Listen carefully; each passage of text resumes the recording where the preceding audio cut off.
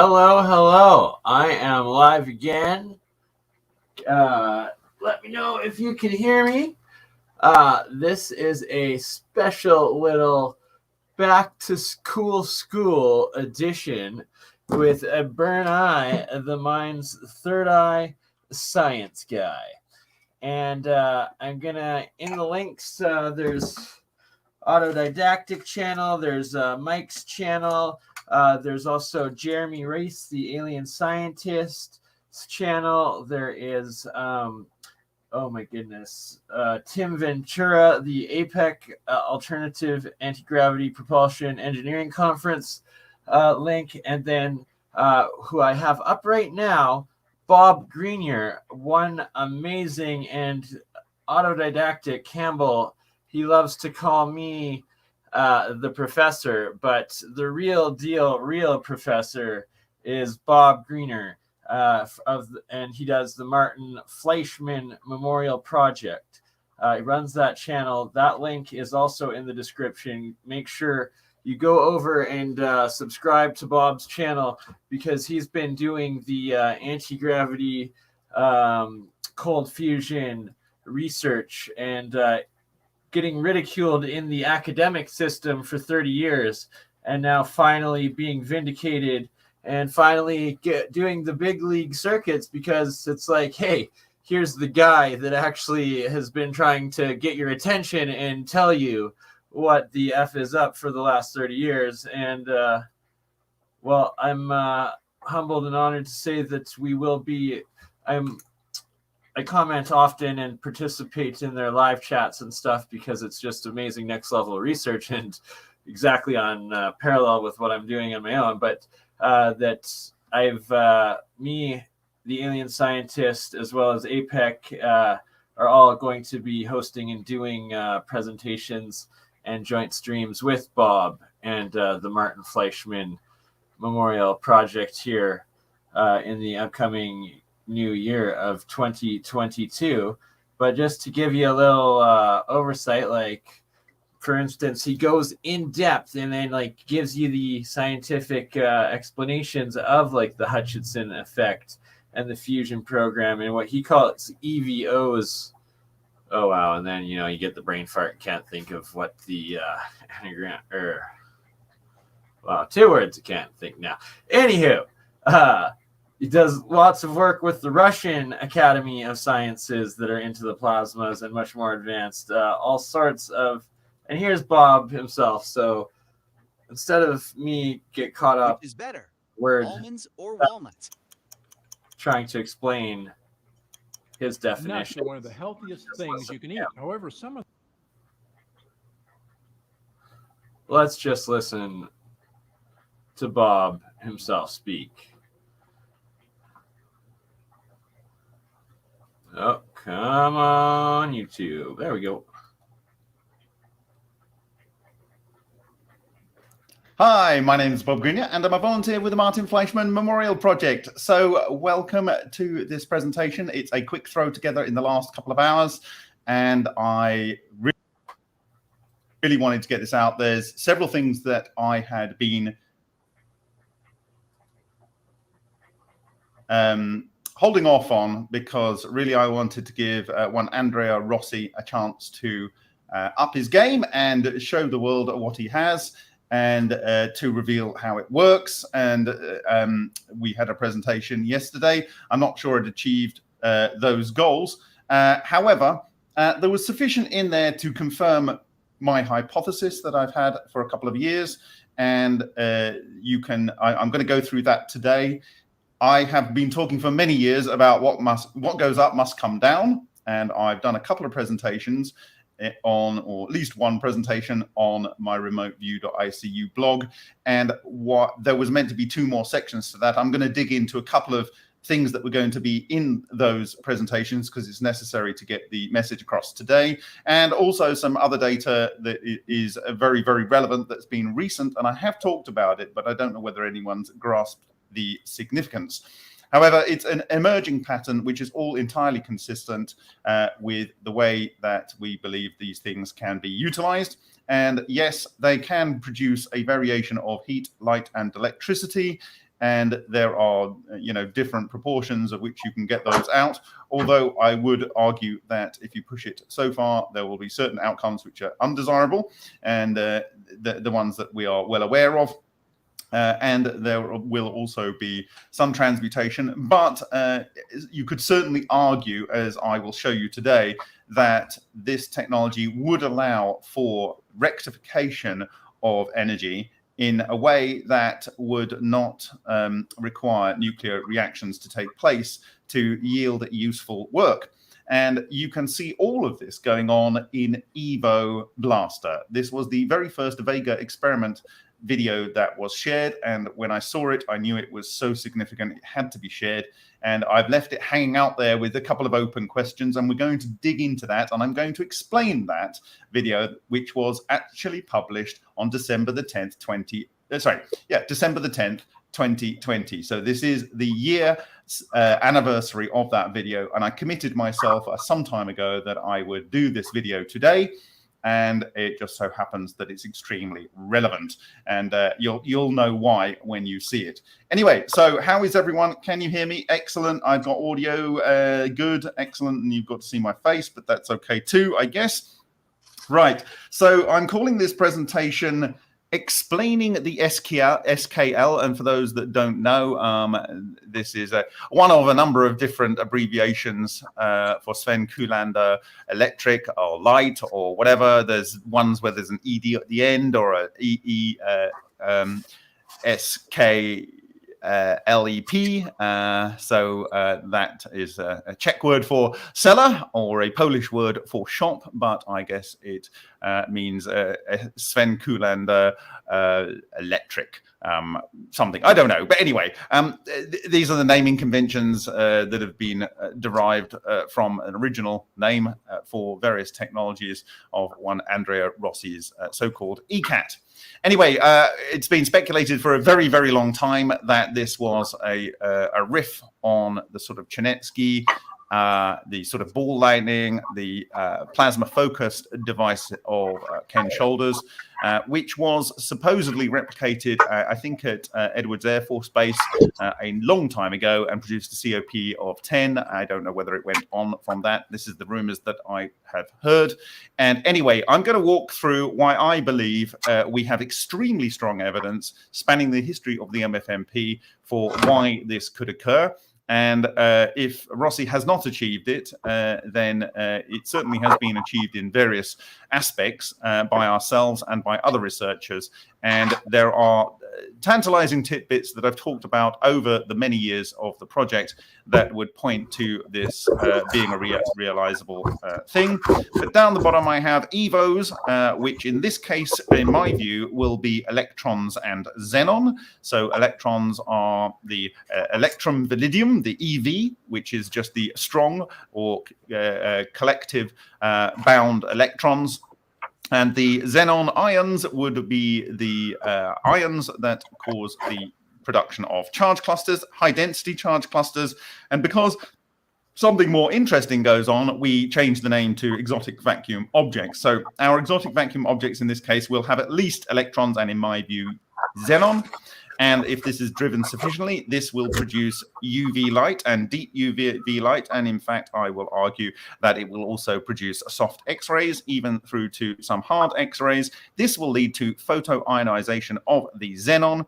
And by varying the stimulation, you will be able to produce, therefore, heat and or light and or electricity. There will be various aspects that will be able to be produced there. Okay, so and over on the right here, we can see, if I get my mouse working on the right computer. Yes, so we can see over here the Vega Evo Blaster front frame by Henk.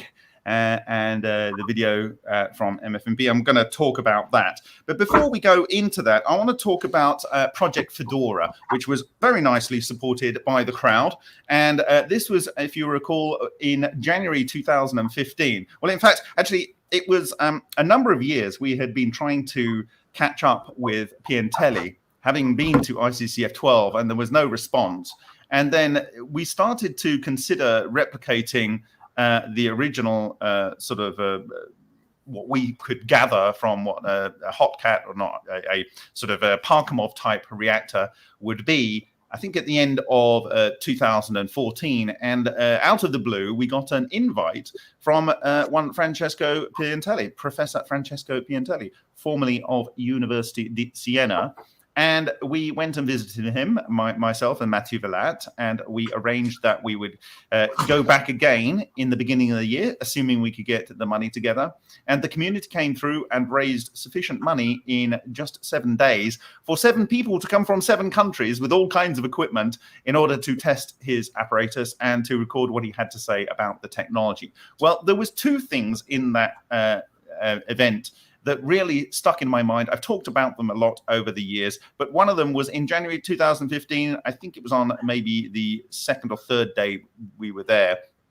Francesco Piantelli told us that when he was turning on his reactor at the critical point, he was bending over, and this is one of these Faraday Piantelli type reactors, the classic one that is in his original patent and in a lot of the 1990s work. He was bending over sometime probably in the early 1990s, turning on this reactor, and he had his shoulder in a position. So this part of the shoulder is, he did this, he described it by tapping on his shoulder, and he was leaning over, and there is the tube, and where you have the tube, there is a pass-through, and this pass-through was made of like borosilicate glass, so you could melt it and get it in there or whatever, and put the various power and monitoring electrodes through there. And he had this emission, some kind of emission that gave him a very severe burn on his shoulder. Now, the implication of this is because it had to pass through that glass light, that glass window, and otherwise there was multiple layers of thick steel. So if it was some sort of X-rays, it wouldn't probably be able to get through there. But it would appear to be that this was some kind of intense UV. And when I say intense, if it was a quartz pass-through, then pure quartz, then maybe less intense UV could get through. But because it was borosilicate, this would mean it would have to be more intense UV to give him this kind of burn. And it's quite likely that that might be coherent. But anyway, So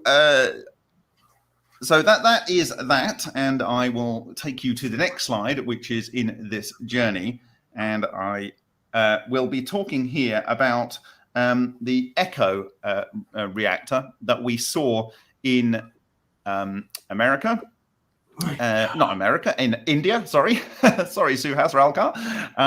And this is my first of the slides. What goes up must come down. Now, this was plasma flow discharge into a steel.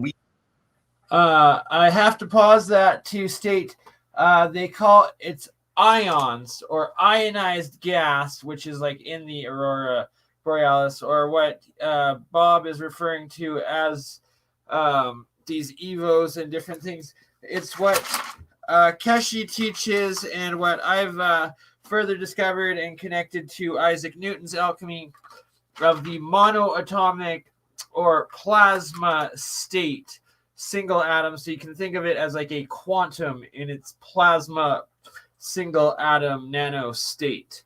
So that's what these ionized gases are. It's a plasma single atom state, and plasma is the 4th state of matter.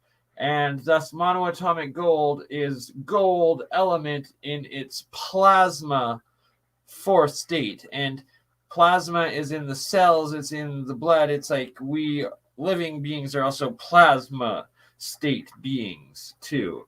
So plasma is usually conscious, and that's something that we've talked about in Bob Greenier's Martin Fleischmann Memorial Project live chats quite often, and he presents lots of evidence in the science he explores, discovers, and reviews as well.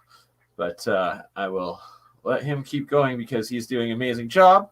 And I'm currently setting up the Tyson the Turtle cam, where you guys will get to see Tyson eat his late Christmas, early New Year's dinner of a bunch of fresh, frozen, fresh but frozen, Oh, that's funny. Oxymoron.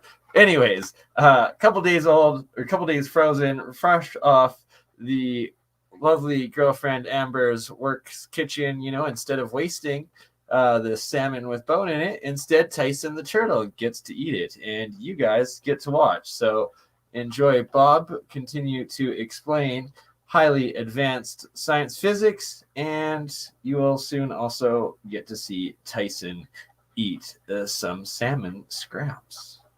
Rebar and the experiment that we witnessed, that is Dr. George Eagley and I. And so I'm going to get the video up here, hopefully, and I can show you, maybe. Let's see if we can do this. I need to pull up a video here, so let's see. Give me a second. I hope we don't have any adverts, but we might have some adverts. Yay, that one. And we can go to echo. Okay, so. Since I started Noom, I've lost 70 pounds. I've lost 97 pounds with Noom. I've lost 92 pounds on Noom. I'm a stress eater and I'm a comfort eater, and I looked for food to fill the void. Tried Noom, and I lost 10 pounds, which to me was huge. I hadn't seen the scale move in so long. I worked out every day for a year and just lost 10 pounds. I've been doing Noom and I've already lost 14 pounds. I've been on a diet for 30 years. Noom's approach is different. When I lost my first 10 pounds, I knew that Noom was not only different, but it was working. Noom has changed my life more than I could have ever imagined. With Noom, you don't just lose weight to keep the weight off. I don't walk 10,000 steps a day. I really love Noom because the focus is around thinking about what you can do. I've lost 10 pounds. Oh my goodness, Polly, those and YouTube, you going back up. Trying to learn here. We're looking for echo, and I'm going to show all. And the video I'm looking for is one of these ones. So this echo sparks is good enough. And in fact, it was just shortly after this. So I hypothesized that, if exotic vacuum objects were being formed and they, according to Ken Shoulders, can go and live in metals and do that indefinitely. Sorry about the advert here. I have to kill that. So let's go over here so we don't have any copyright infringements. And we'll kill the audio because we don't want that either. Oh, dear. Right. So this is this video. You probably only need to see the visuals here, but you can go and have a look at it in your own time. So this was published on the 14th of September, 2017. So here we go. This is the video. And this is a water flowing down. This is the cathode. The anode is the actual steel rebar. And you have this flashing here. And there's a noticeable change at some point. So I'm going to speed this on to where the change occurs. It gets quite a lot brighter in the center here at some point. Very, very suddenly, it changes its color. So it goes from this constant yellow to a much whiter look. That you see, it suddenly becomes whiter and orange, and then much, much whiter, and suddenly goes, right, okay, we've got to stop, right? So very, very shortly after this. Not that shortly, but a little time. There we go. So it comes out and we have this sparking, and I've done a lot of videos. Okay, so what happened after this is this cooled down, and we turned off all the apparatus, disconnected any sort of power leads or whatever. And then what I did was I got a multimeter and attached it to ground on one side, and we put the probe on here, and we registered 1.3 volts. And this is all published after we came back by Dr. George Eagley in Infinite Energy. So this was my hypothesis, that the charge clusters were going in here and that they could be captured and released. And we, in fact, did see in this insulated piece of iron, when it went through a multimeter, we saw this at 1.3 volts. So that for me was an interesting finding, and it was kind of like a win first time. So it was very satisfying. It's one of those moments when your theory kind of works out.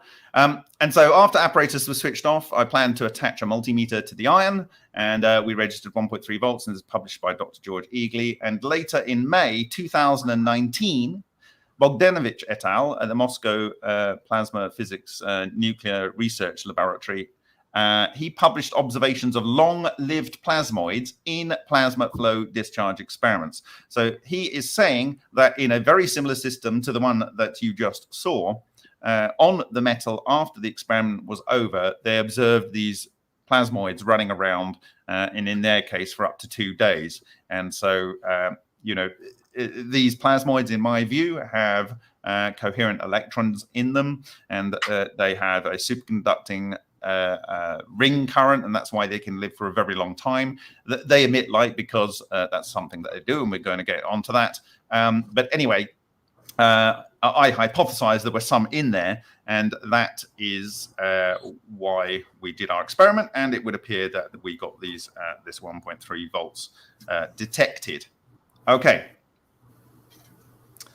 So the next time was in September 2017, and this is my second What Goes Up Must Come Down. And basically in September 2017, I recognized something in Lion reactor crust. It was amorphous cupric oxide, and therefore must have cooled at over 1,000 degrees per second.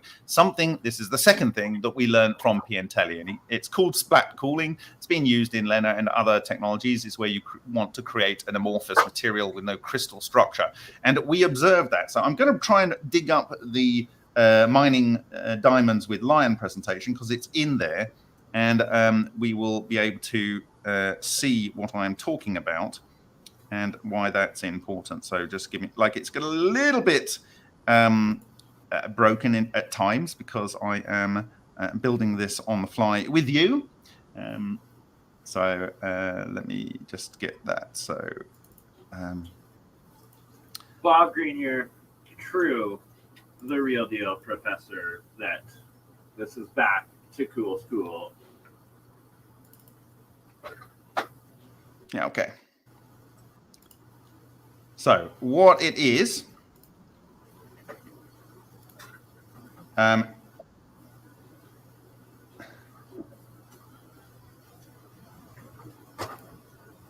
so for those that don't know the Lion experiment, which is better, almonds or walnuts? Nuts are one of the healthiest things you can eat. However, some of the most common nuts are terrible for your health. Peanuts are actually not a nut. They grow in pods underground, which makes them a legume, like beans. I do not endorse these ads. It is here, and this was built by Looking for Heat. It's kind of like a folded glow stick experiment. And you put a control sometimes and an active reactor over here. It uses diamond pads from the 3M diamond pads. They are loaded, baked at 200 degrees C for a week, and they are put into a aluminium camping pan, and they were immersed into, as soon as they pulled out the oven, into deuterium oxide. And that was then 10 of those were soaked and then put into the reactors, which looked a bit like this. Now, note, this is the reactor core, and around this was 2 sets of copper wire. And this is the material that we are interested in. This is, according to the Lion author, just a means of thermal coupling between the quartz, which you can see here, the quartz here, and the inner core here. So you can see a bit of the copper winding on this one here. So it's just, in his view, was for coupling that. Now, there's many reasons why this was inadvertently a very good decision on his part. But anyway, we can go down. So there's 2 things. He thought it was running at around about 800 degrees C. We later found in different experiments it was running up to about 1050 degrees C. This is critical because you need to go over that temperature to create the relic neutrino equivalents, according to Alexander Parkhomov. And we also found that in our glowstick 5.2, we had to go over 1000 degrees C before we saw our signal, which we will come on to in a little while. But anyway, what he did was, post-experiment, he turned the power supply off to the reactor, and he attached this 12 volt 20 watt bulb, and he connected it to the reactor bolt end and a pre-discharged drain, whatever that might be. And there was a sudden crackling sound, and it sounded like a cross between scrunching up a crisp packet and the sound made by one of those large plastic storage bags you place your clothes in over winter, seal, and then suck out the air with a vacuum cleaner. With no power connected, the bulb is claimed to have been illuminated to normal brightness for over 30 minutes, constituting over 10 watt hours. So there we go. That is the light bulb. And here is the core in question. And you can see the copper winding here. This is copper oxide, cuprous oxide, and this is mostly cupric oxide, the Cu2O in here. And this is the material in question because I looked at this up close. And when I go in even closer, you can see that it changes with exposure to light. When the video decides to play. There we go. It's got a very bizarre response to light, but this is the cuprous oxide. This is what it should look like normally, and this is just smashed up parts of it. And it didn't have any crystal structure. These are smashed up. Like it's like a glass that's been smashed up. So it's not so much crystals, although I called it crystals there. What it actually looked like under the microscope was this, completely glassy. And this is why I assumed that it had cooled at around 1,000 degrees per second for this to have occurred. And so at the time I was saying, and you can go back into my comments on ECAT World, I mentioned that I kept saying what goes up must come down, and explaining that I believe this technology can make things hot, but it could also make things extremely cold, because at the time that I was saying that, I thought the top temperature of the reactor was 800 degrees. And he's describing over a couple of seconds all this air rushing in to where the tube was, sucking in, which means it must have changed temperature hugely. And then crackling. Crackling is like what happens when you get a glass forming, but it doesn't have time to, there's tensions build up, and it's freezing very, very quickly, and so it cracks, and you get the fissures in there. And so that was the whole crackling sound going on. So I'm thinking, well, this must have been cooling. So if it was cooling about 1,000 degrees a second, and it was about 800 degrees, I thought, if this is lasting for a couple of seconds, then there isn't many thousands of degrees to go 1,000 degrees per second for 2 seconds. So it must have gone well below zero. So I made a point of saying that this goes very, very cold. And so I talked about the different phase things here. But actually what happened was I sent these images here to Alan Goldwater, and actually I then went and saw Suhas Ralkar again, and he said, well, what's this little thing down here in this bottom? And I thought, I don't know, Alan, but I'm going to have to wait till I can get back to Czech and after I've been in India, and we'll have a look at it on the SEM. And that is where we found our beautiful lion tracks. These are these monopole structures, probably on a cluster, which is spinning around and going through this beautifully glassy cupric oxide. And so here we had a series of things. We had something that looked like it was cooling at 1,000 degrees per second. Okay, then something that was producing or being able to, with no input energy at that moment, able to light a light bulb for a long period of time, a halogen light bulb. And then lastly, it had these, what were very clear to be, in my view, strange radiation tracks. And so what do we know? Well, strange radiation tracks are related to exotic vacuum objects. So we know from Ken Shoulder's writings that exotic vacuum objects can stay in metals. So I came up with this hypothesis, and here's the overall track with a lion, the lion track overlaid with an echo track, which got during the course of the same year. And so the structure is almost exactly the same. This was captured on the Logitech 910C, which I actually have here. This little device here, this little beauty, did that image there, and using Cosmic Rayfinder, and I got the author to adjust the software to help produce this. Anyway, so this is the track that was captured in exact matchup, and Keith Fredericks worked out the track and so on. In fact, that it was a standard type of length of strange radiation track. So anyway, that's the point. So we see that we've got a cavitation system and a deuterium nickel system producing exotic vacuum objects, and that it is clearly in the metal. And so my hypothesis is that, and Ken Shoulders has this in one of his writings, that the electrons can go into the exotic vacuum object. And when they're in the exotic vacuum object, and he can change the charge from 100 billion or 1 billion to 1. And what this must mean is that they are becoming coherent. So they're becoming like one wave function. And in the process of doing that, Ken Shoulders says they release UV, and we'll talk about this later, and soft X-rays. And so what's interesting about the UV? Well, Piantelli saw the UV. And so if that's the case, it's releasing energy like a plasma does when it goes to a gas, like a gas does when it goes to a liquid, like a liquid does when it goes to a solid.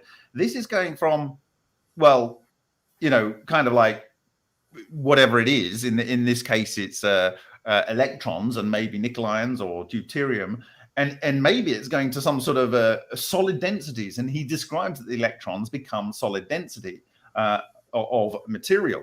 And so you are having a condensation process, and the energy is being released in photons of various degrees that are at high energy. So he then says that if you disrupt an exotic vacuum object, it will then destabilize. He calls it disheveling, and then the electrons will go back into the world of normal electrons. And why is that very interesting? Well, for them to go back to normal electrons, they must get their kinetic energy back to become it's like if you want to take ice and make it water, you have to put energy in, don't you? If you want to make water into water gas, you have to put energy in, don't you? If you want to make water gas into a plasma, you have to put energy in. So you have to put energy back into it. So what do we know about what happened with the Lion reactor? Well, we know that it was lighting a light bulb. Okay, we know that it was freezing at a very fast rate, and we didn't really know what that is at that time, but we knew that it was making a glassy state here, and we know that there's exotic vacuum objects involved. Now, I was saying this over and over and over again on ECAT World and on various other channels on the MFMP's quantumheat.org site, and someone called Dr. Bob, and I don't know whether you know his real name, but he calls himself Dr. Bob. He was working with Looking for Heat, and he said to me, "This is very interesting, Bob. Why are you saying all these things about what goes up must come down, and why are you saying that you expect this technology to be able to super cool things?" So I explained a bit.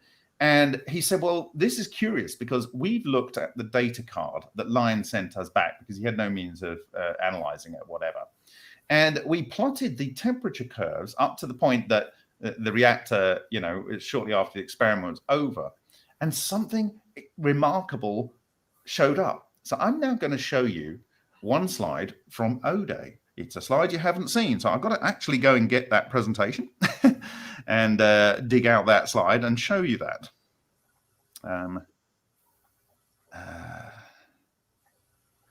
So we nearly through O-Day slides. This is in fact, it's popped up on the slide. There we go. The universe is aligning. So,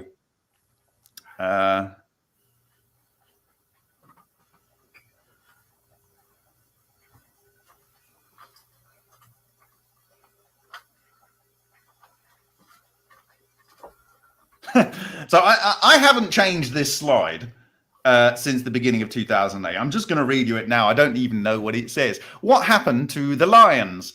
Baby charge clusters, exotic vacuum objects, in the core formed from spin vortex solitons, there we go, from deuterium oxide diamond emissions with bosons such as neutrino and antineutrino, positron and electron. So that would be the material that you would need to make a itonic cluster. Deuteron nucleus of 12 and 12C nucleus and all but 61 nickel isotopes. Electrons are stripped into the soliton, and I'm writing this at the end of 2017, beginning of 2018, and this is actually what we saw in that paper that was released earlier in April this year, which I talked about, this simulation paper, the international collaboration. The treated diapad is the ovary, potentially pumping out millions of male-female babies in a second. Oh, I like the way I wrote that. That's just, well done me. Migration of babies to highly conductive copper outside of the core, possibly conducting through Bolt. As the baby is a fermion, it can hide in conduction band. Black holes, this is the exotic vacuum object, charge pumped by photons and phonons from the heater in the electric field. Other available bosons, composite bosons, including copper, fermions stripped to build soliton. So there we go. Larger clusters form with yin-yang equidistant pairs and build in a fractal fashion. Eating of matter and production of new elements from exotic vacuum structures and jellification, and you can see that on the material. Excess heat from thermalization of 2 to 50 kiloelectron volts shed from the charge clusters, as well as Hawking radiation released as beam or black holes axis.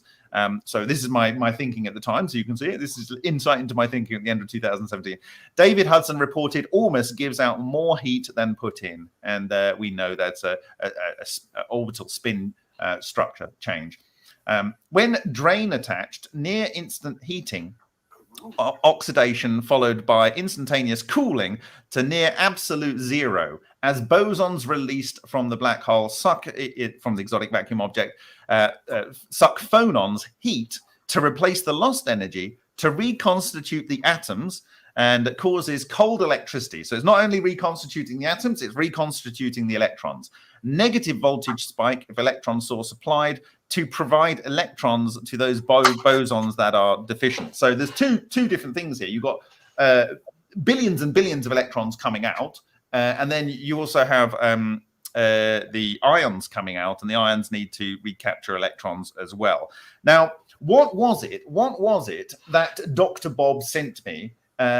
Because they found it very curious at looking for heat, and they had no explanation for it. And he said, "Oh, why are you going on about this instantaneous cooling?" Well, that was slide 73 of O'Day, which has not been seen before. This is slide 74 of O'Day. And here is the chart. A temperature profile from a Lion experiment received 5th of February, 2018. So you can see how early this was. Anyway, so you can see the profile that he talks about in his protocol, and then his cycling up here, and this apparently, as far as we know, is when he attaches the bolt.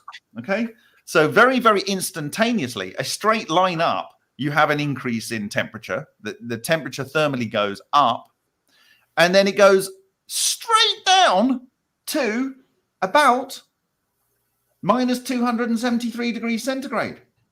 Minus 273 degrees centigrade. What is that? That's all the temperatures you can get. That's it. This is absolute zero. It sucked out the energy. And so if this core at that point, one of these cores, the copper in here, was going from, let's say we now know it was around about 1050 degrees C, and then it's going down to absolute zero. Well, the electrons are not going to be satisfied. The ions are not going to be satisfied. All of that material has to gain back even more heat, and it's not sufficient with the bulk of the reactor. It sucks in even more heat, and it's extracting the heat from the air. And as the air comes in, it's probably freezing in here. And I will show you people that are claiming that if you get a spark gap right with a Tesla coil, you will actually get ice crystals forming on the anode side. And so this is consistent with the observation in the Lion reactor. So that is why I was saying what goes up must come down. Okay, so we can drop now out of, show you that again. So the temperature goes up, he does his cycling, he goes like this, he turns it off, he attaches the bulb, you got to shoot up, but very instantaneously it then goes down. Okay, so that is the experiment data there. Okay. Right, so let me go back to the other presentation. I don't think there's anything more I want from O'Day today. So you had another 2 slides from O'Day. I like reading my old thinking there.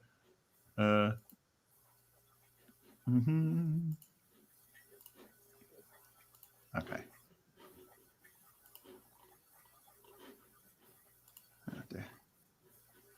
And of course, it was, we have to give credit to the Lion author, because it was in here that I started seeing these 2 spots. So if you recall, the reactor went into this X-ray chamber, so dental X-rays. And if we go forward, there were these 2 X-rays, and there were these 2 spots. Okay, very distinct. So what does this mean?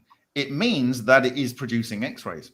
It is producing X-rays. So we have UV and X-rays. UV and X-rays. By the end of 2017, very early days in 2018, we know that something that is producing exotic vacuum objects is producing soliton pairs or magnetic flux loops that are have X-rays or can influence X-ray paper. Celluloid. And here it is. And so I went on the whole hypothesis of the sort of soliton here, and the fact that it's like this, and the fact that I observed these things in the ultrasonic cavitation thing that I was talking about just a few days ago. And here's a soliton that's very clear, rather than the one that I showed you that had the same structure as the plasmoid that was observed on the amasa gas treated tungsten. And we also observed this on the echo exposed PET bottle here, with these solitons impacting on this PET bottle and leaving these wonderful traces that we've discussed in the past. And then John Hutchison sent me this thing, and then we saw this with the solitons here on changing the copper to iron in this particular material. Okay, so I'm going to step out now from this particular experiment. I'm going to go back to where we were. Okay, so we're back into today's presentation here. So this is I recognized something in Lion reactor crust and was all amorphous cupric oxide, and therefore must have cooled at over 1,000 degrees per second, something we learned from Piantelli. We held off until Rossi had his presentation. We really, really, really wanted Rossi to deliver in late in September 2017. So we held off. It wasn't until the beginning of 2018 that we started rolling out the findings from the Lion reactor. But, you know, we were just very disappointed in, I think it was October or November 2017. But anyway, we gave him an opportunity to come through, and that wasn't done. So anyway, we showed that the Lion paw prints in the cupric oxide and many other signs that EVOs were massively present in the reactor. And really, it was so important for the Lion author to share his reactors and for the crowd to support the work to analyze those, because it really laid the foundation for connecting all these concepts together. And it was years before I came across the Solin patent, which we will talk about, which showed all of the observations that we had observed in here were already in the 1992 patent of Solin for his quantum coherent nuclear reactor. So along with the description of air sucking sound and 20-watt bulb being lit, it was clear stored electrons in charge clusters were being released.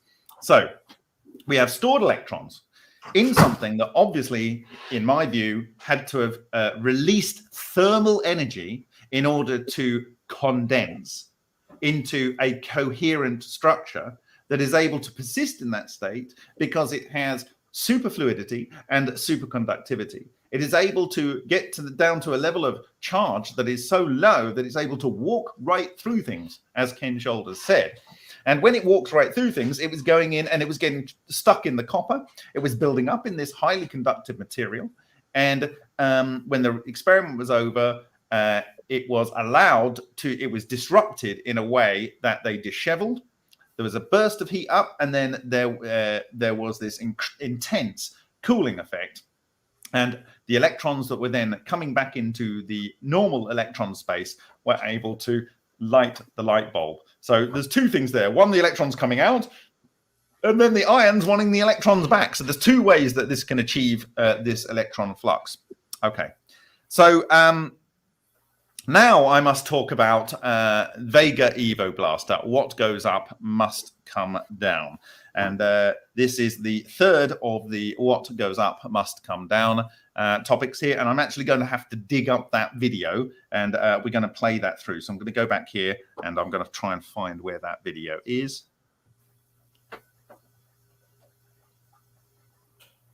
Give me a second. How is everyone?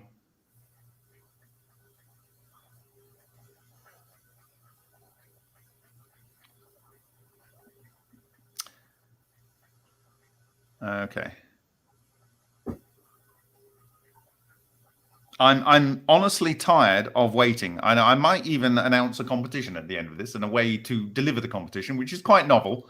And I just think of it on the way running up here in my thick winter jacket, but we'll see. What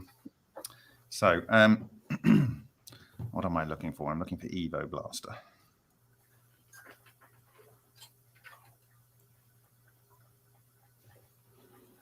There we go. Okay.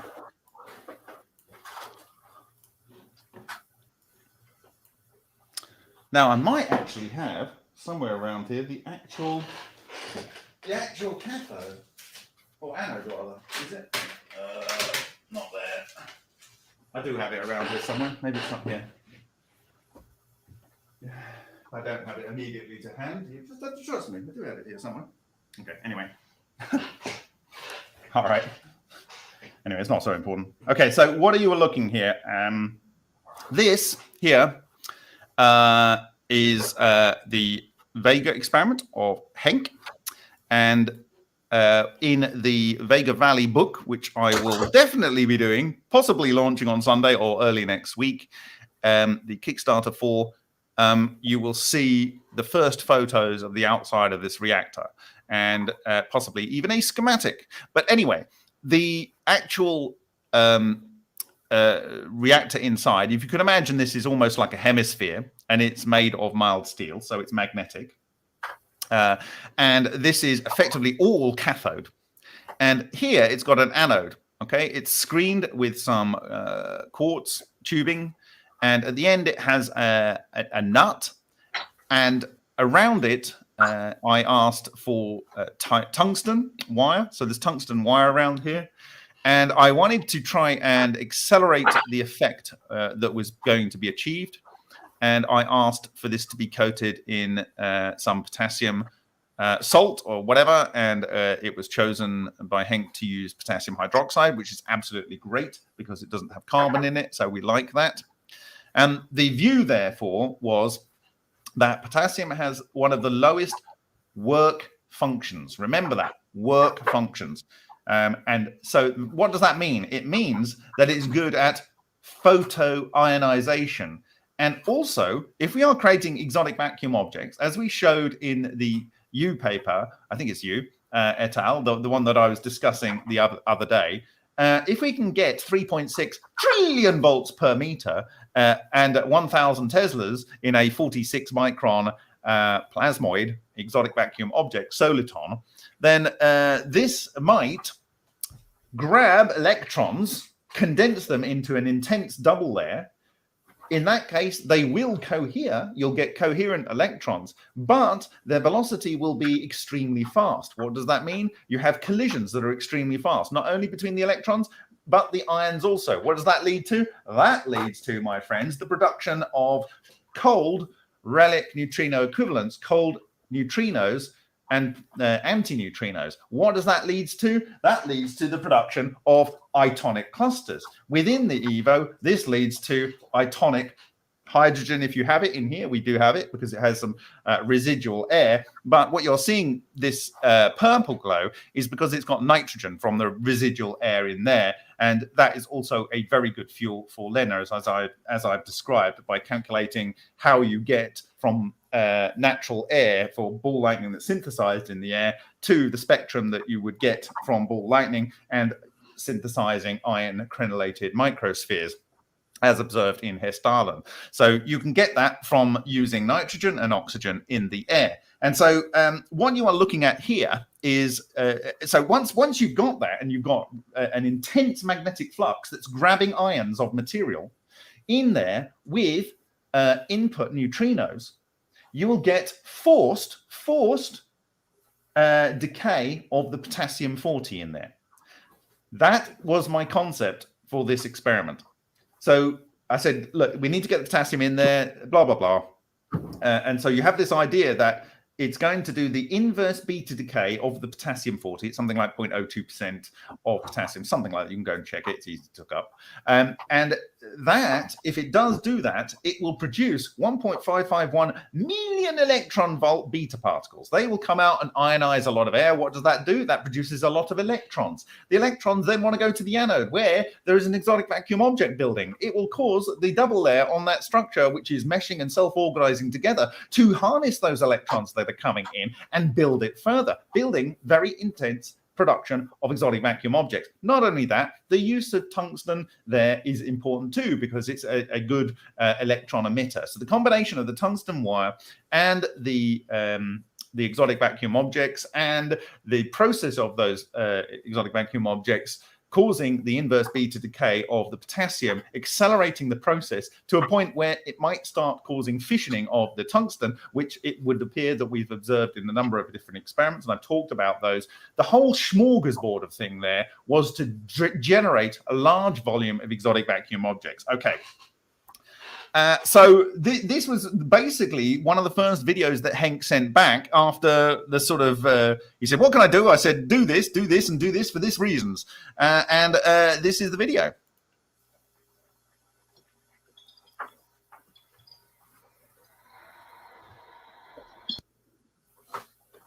Leo Vegas brings you Sweet Bonanza Candyland with 2 tasty bonus games. Played at Leo Vegas, King of Casino.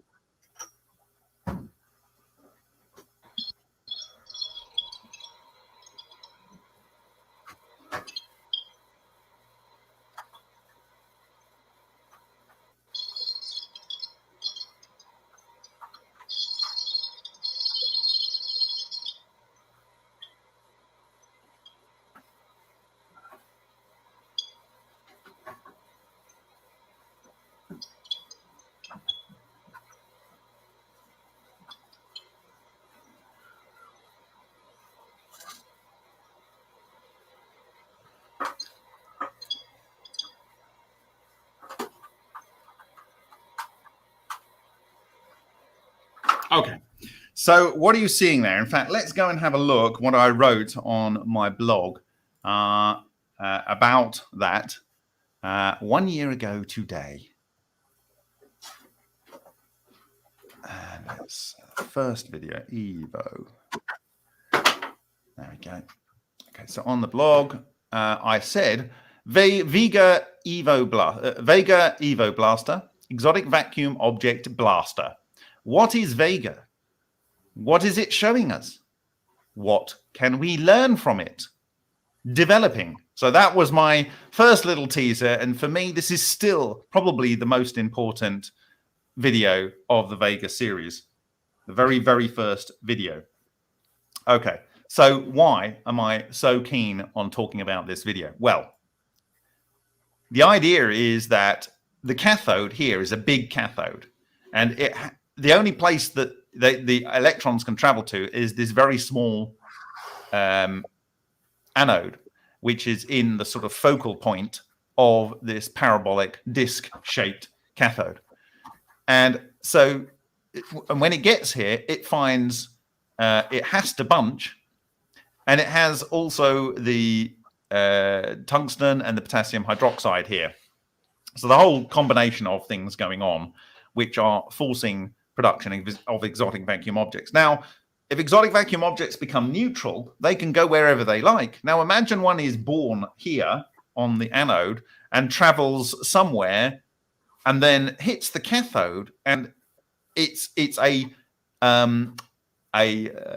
what do they call it? An impedance change. And Ken Shoulder says when you have an impedance change, then like when you're going through different materials, or going from, let's say, air to metal, or air to glass, or semiconductor to conductor, or insulator, then there will be an impedance change, and this will dishevel the exotic vacuum object. And so when he sent me this video, it was like more than I could have possibly imagined to come out of a hypothesis. And I want to show you, let's look. Okay, so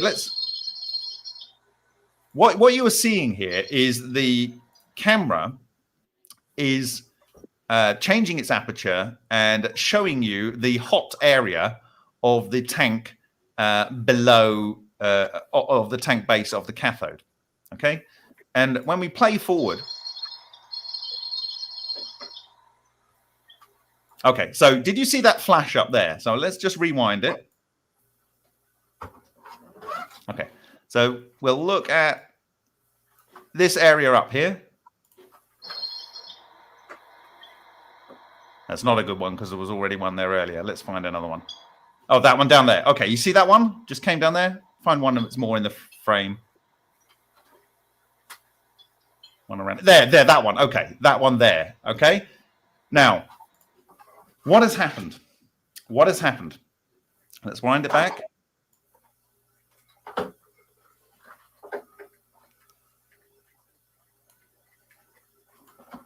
Okay, so we're looking at this area up here. There. Okay, so what has happened? Well, I believe that a neutral EVO has formed somewhere in the environment, probably synthesized here, and it's come down, hits the impedance change, which is the cathode, and it's disheveled it. And when it's disheveled it, it's gone from a coherent, infinitesimally small thing, maybe in the 1 micron scale, or much smaller than that, maybe in the nanometric scales. And it's disheveled, and the electrons have returned to their normal electron state, which means they have Coulombic repulsion. Thank you, Dr. Graham Hubler, with the interference at ICCF 23. Yes, there is a Coulombic explosion of the electrons that have come from the coherent state to the incoherent state, which is where there are individual electrons expressing their individual negative charge, and they have Coulombic repulsion. But they have no kinetic or thermal energy. They have to gain that back. And so do the ions that are contained within there. And so do the ions. And what you get is a spherical, completely spherical explosion. Completely spherical explosion. Except you've got a surface. So it goes out like that, but on the surface, it can't go in. But all of the material hitting the surface, whether they are ions or they are electrons, are super duper duper needing. They're very needy for thermal energy. And so what's happening is that this black spot up here is created just as the cooling occurred in the Lion experiment. It instantaneously cools this to, in my view, probably absolute zero. Absolute zero. And if you play on, let's look at this spot, okay? If we play on, over the next period of time, you will see that this spot comes back into thermal equilibrium with the rest of the chamber. Okay? This video is so mind-bendingly important in my understanding of this process. So let's see if we can find a couple other examples. The whole thing is replete with it. So there's one there, right in a very bright area. Another one there. Look, you see it just returns over a period of time.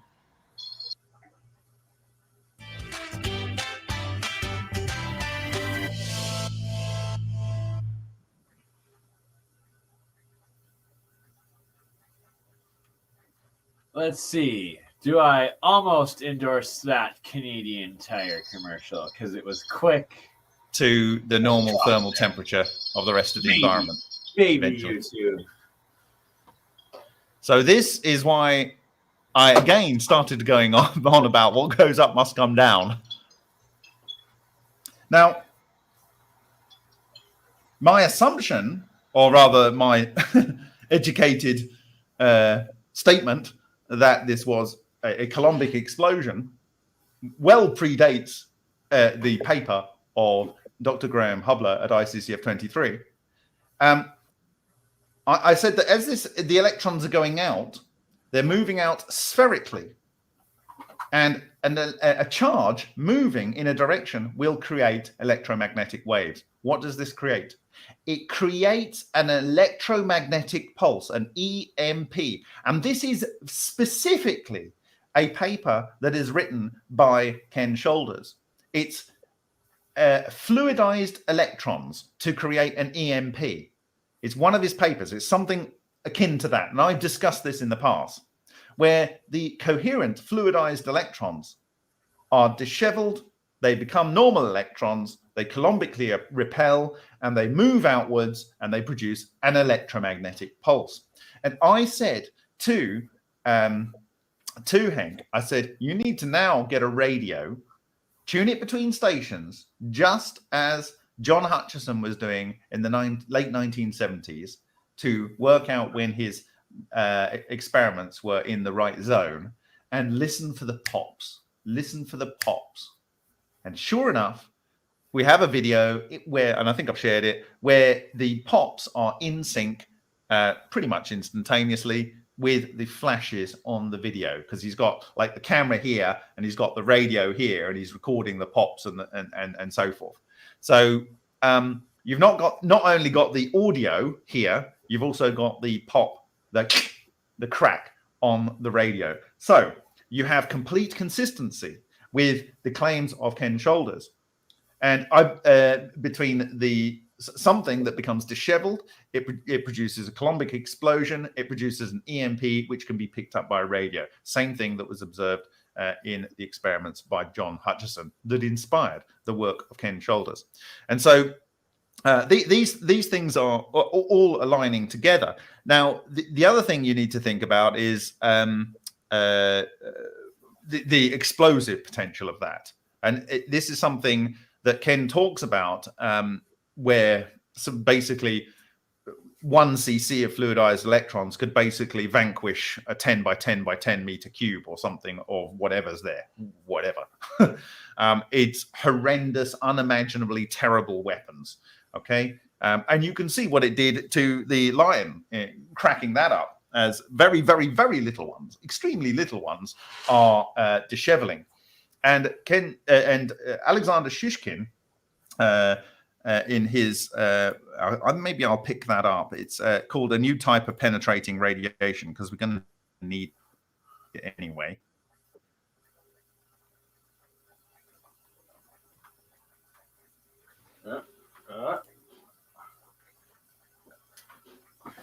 Uh-oh. Oh, Yeah, never man. mind. It's still going. All right. Okay. We'll refer to this presentation shortly. You guys ready Okay. for So Tyson anyway, the Turtle to come on? Are you ready for the Tyson the Turtle? where are we in our journey here? Hopefully we're here. Bless you, Bob. Okay. Bless your work and your soul. So yes, this is Vega Evo Blaster. So I just want to see if there's anything else I need to show. So that was Vega Evo Blaster. And let me just see what.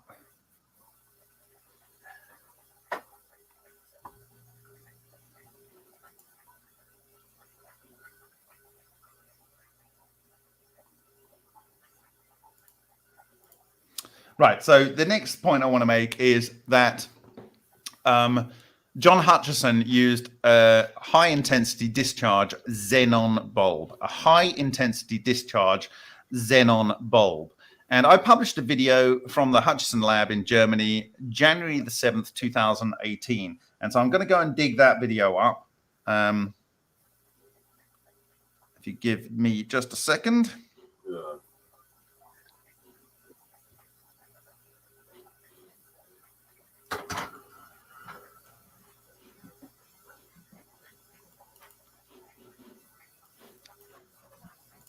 Okay.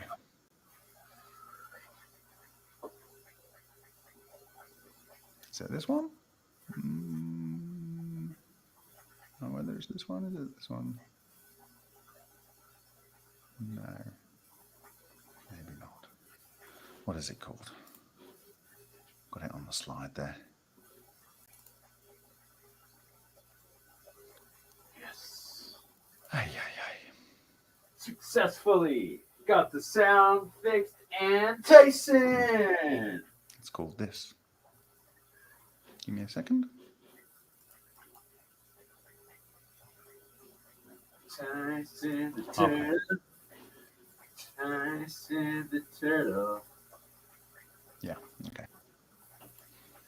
So this is the video, and I talked about the work from 1950s, published in 1963, about how you could make superconductivity by taking a piezoelectric material and coating it on the surface of aluminium. And this was before the Salvatore Pais patents. That was my hunch. And then if we go to around about here. Some videos. Here we go. So this is a short arc tube. I'll put it over here because I'll give a nice contrast. And this is the sort of thing that you might have in a projector for a cinema projector, and it produces an incredibly bright white light. And you have your cathode here and your anode. So it's kind of like a Shoulders charge cluster generator, but without the wetted cathode and so forth. But I don't think he was using this as a light bulb. He was just using it as a means to create charge discharges. And those could be creating EVOs and scalar waves that are able to go into the environment. So you will see him use. Whether that's very, I don't know, but it's here as well. It's something else to consider. I'm going to put that over there just for safety reasons. So there we go. And essentially, John will say this is very, very important. And why would he say that? Well, let's go back to our presentation here. So I'm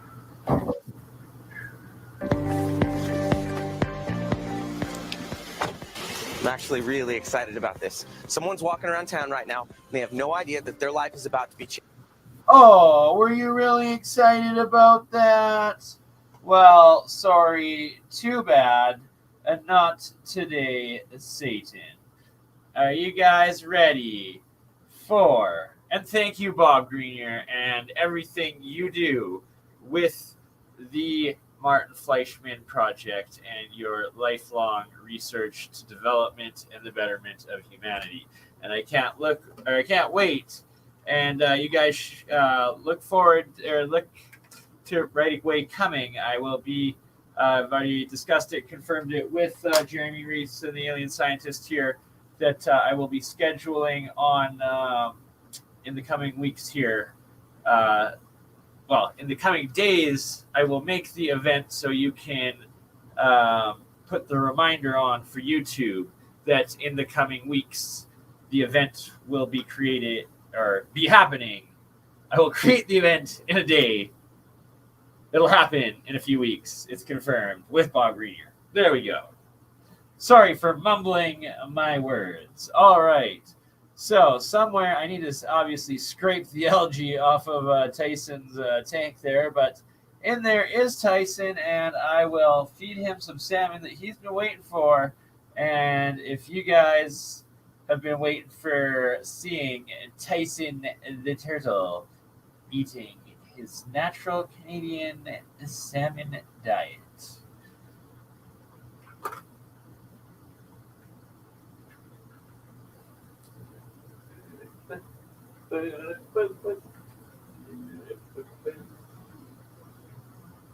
Oh, there's Tyson. Come here, Tyson. Hey, Tyson. Hey, there's Tyson over there.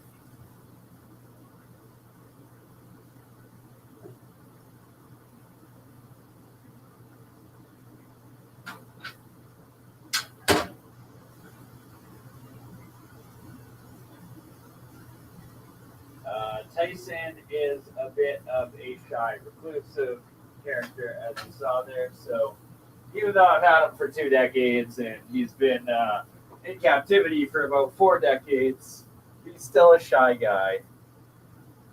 In the audience, if you could guess the number 1 reason why Tyson's name is Tyson, well, you might win some. So I still have to give away a shirt, don't I?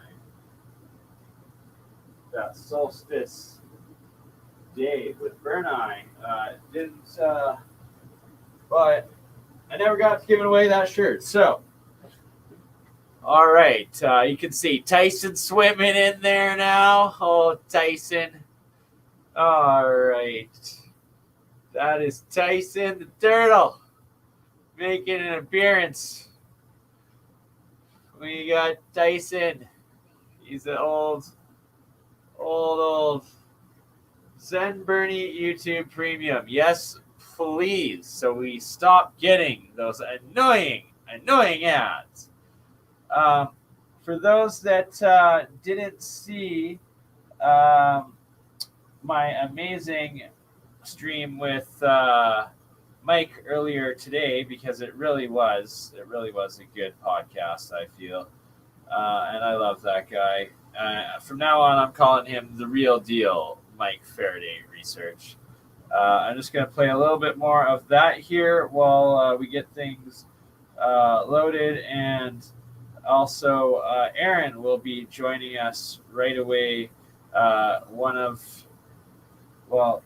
He's been with the channel from pretty much the beginning, and one of the bigger donors, and there's many more that I will mention and have mentioned, and love all of you. So as well, and these are all suppressed genius scientists that were hundreds of years ahead of their time, but it's like, if you start understanding time and society, and it's like, you can have a golden age or be however ahead of or behind society and the world that you want to be whenever you're alive in any era. And that the greats like Tesla, Victor Schauberger, Walter Russell, Heaviside, and so many more, they're just examples of it. And that if you truly read the writings and the works of greats from past eras, as well as like Sir Isaac Newton, as well as like from that time and others, it's that you figure out that it doesn't matter what era, people were always just as genius and ahead of the time, or society is always just as behind of the times than what the ahead of can be and is for others that just live in that, make their reality that ahead of the curve reality, I guess is a way to say it. Sorry for that word sandwich. That's okay. It's like you resonated with what I was saying there, and it's that, like, oh, the UFOs, like, they don't have it, or it's aliens, this and that. It's like, look at the Vihaman, like, they've been around for thousands of years. That's like just some examples, but it's like Tesla made his 100 years ago. We have the Searle project. Searle made his like 80 years ago. And it's like, there's literally, the more you dive in, there's hundreds, if not thousands, of examples of these different people who all on their own, within their own lifetime, were able to figure out an equation, figure out the materials, and build their own devices. And it doesn't matter what year it was in society's timeline.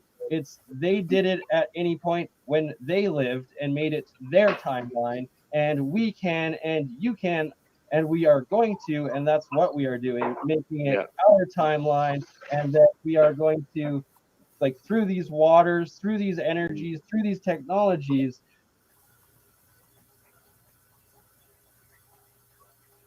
that we're suppressed your timeline, our timeline, and why not extend them and create that golden age of the past golden ages that there's so many of these stories of and legends of, where it's like, hey, well, if the demigods like lived for thousands of years and were blue, but you eat monatomic gold and it made you a demigod, but if you eat or have gold poisoning and silver poisoning, now you turn blue.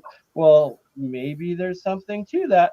Just it has to be done in the right way. Like you have to have real gold. Like you get your body used to it. Life is long. You don't just go in and eat a pound of monatomic gold. No, that's how you're going to turn blue and die instantly, because you just introduced a million. Well, I was watching to yourself without. I was watching I was watching a couple of lectures on gold, and real pure gold that hasn't been treated with arsenic and all the different processes to make the gold that we see like in jewelry and stuff like that. But if you're using raw gold ore, it's alive. It's a living entity. All right. Hello. It is alive. Okay. So Mike is becoming an alchemist. I love it. I've been watching a few videos on some guys that have been working on this stuff, and they claim that real gold, raw gold ore, is a living entity. It's alive, and you can grow gold. Oh, I know what you're talking about. I've seen a couple programs on that as well, of people that actually reproduced that and showed it demonstrated and stuff like that. And I'm glad you brought that up, because this is something I've always pondered and been skeptical of. You need to get real gold. When I'm reading the ancient alchemist writings, because their main philosophy or belief is that these metal elements are alive. Yes, and like say like an example. Dimensional life, the metals, the elements are the first dimension of living matter and consciousness. And please, because quartz crystal, okay, you can grow quartz crystal on a string in water. Okay. Yeah, I have done that as a child. All right, now you can do it with gold. All right. Yeah. If you get a piece of raw gold ore that's from the ground that has not been processed by anything, you can take now. Right. It cannot be processed gold. It has to be raw ore from the ground.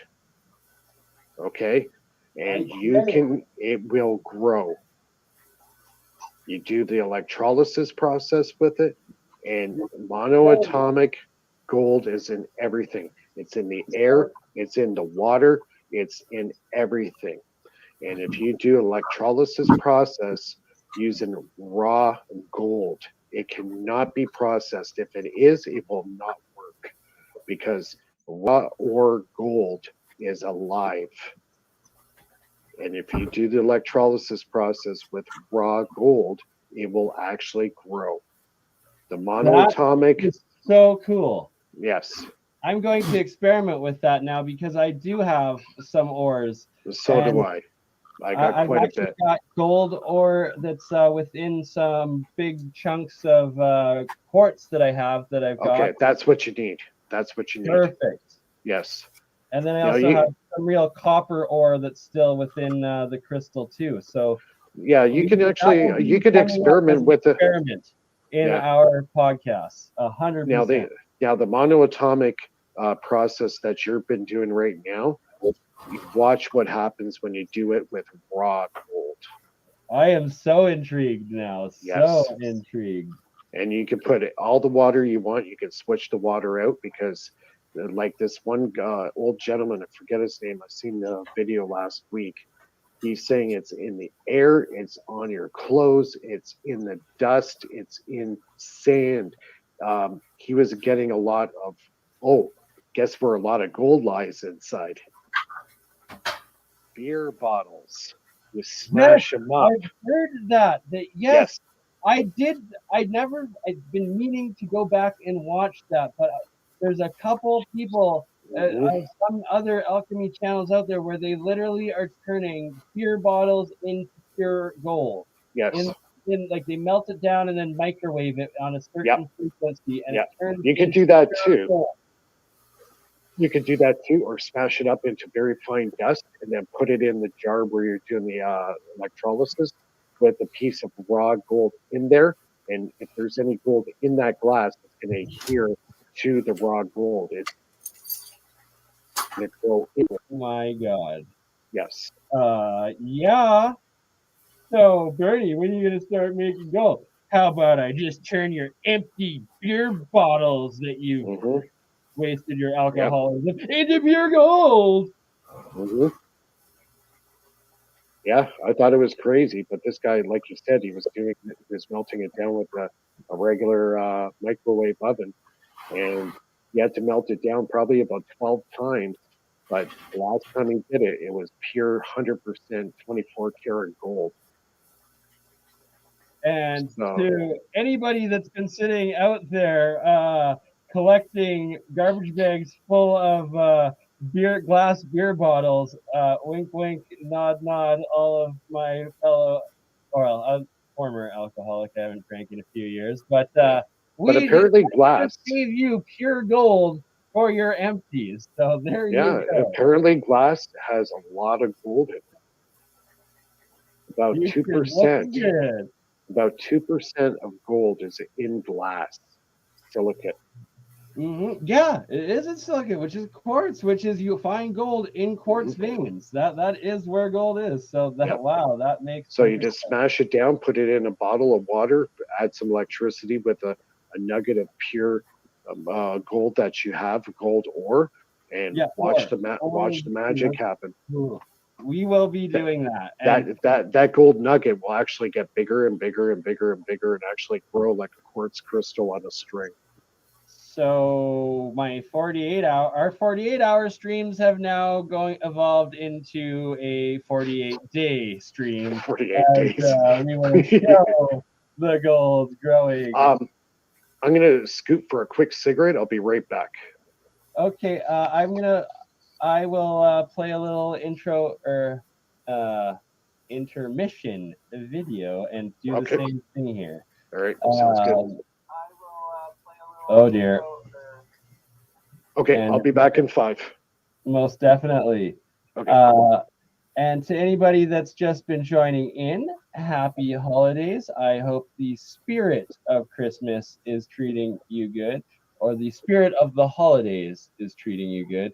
I personally am about breaking the spells, especially the negative spells, and from mental wellness observation, I believe that the programming of the divide and conquer of, for instance, Santa, the Tooth Fairy, the Easter Bunny, is by design to break the most sacred of conscious bond and trust between a child and its parents, that when the child finally finds out, most likely from an outside source, not the parents themselves, that their whole universe, their parents, could lie to them about the physical reality of their existence, completely shatters from that point forward the trust of both family, parents, and just universe in general.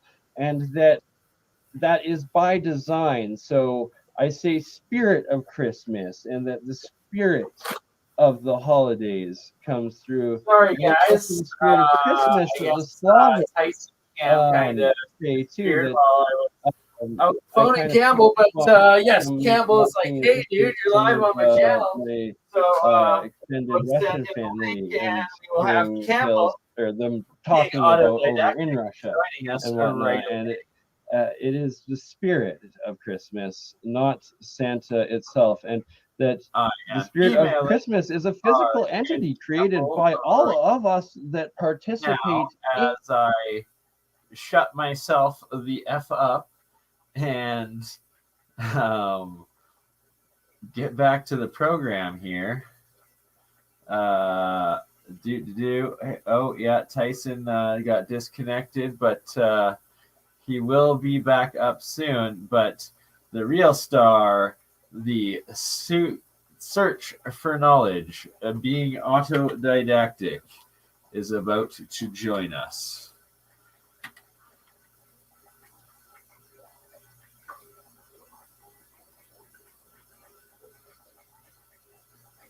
So, in the meantime, we got Big Love.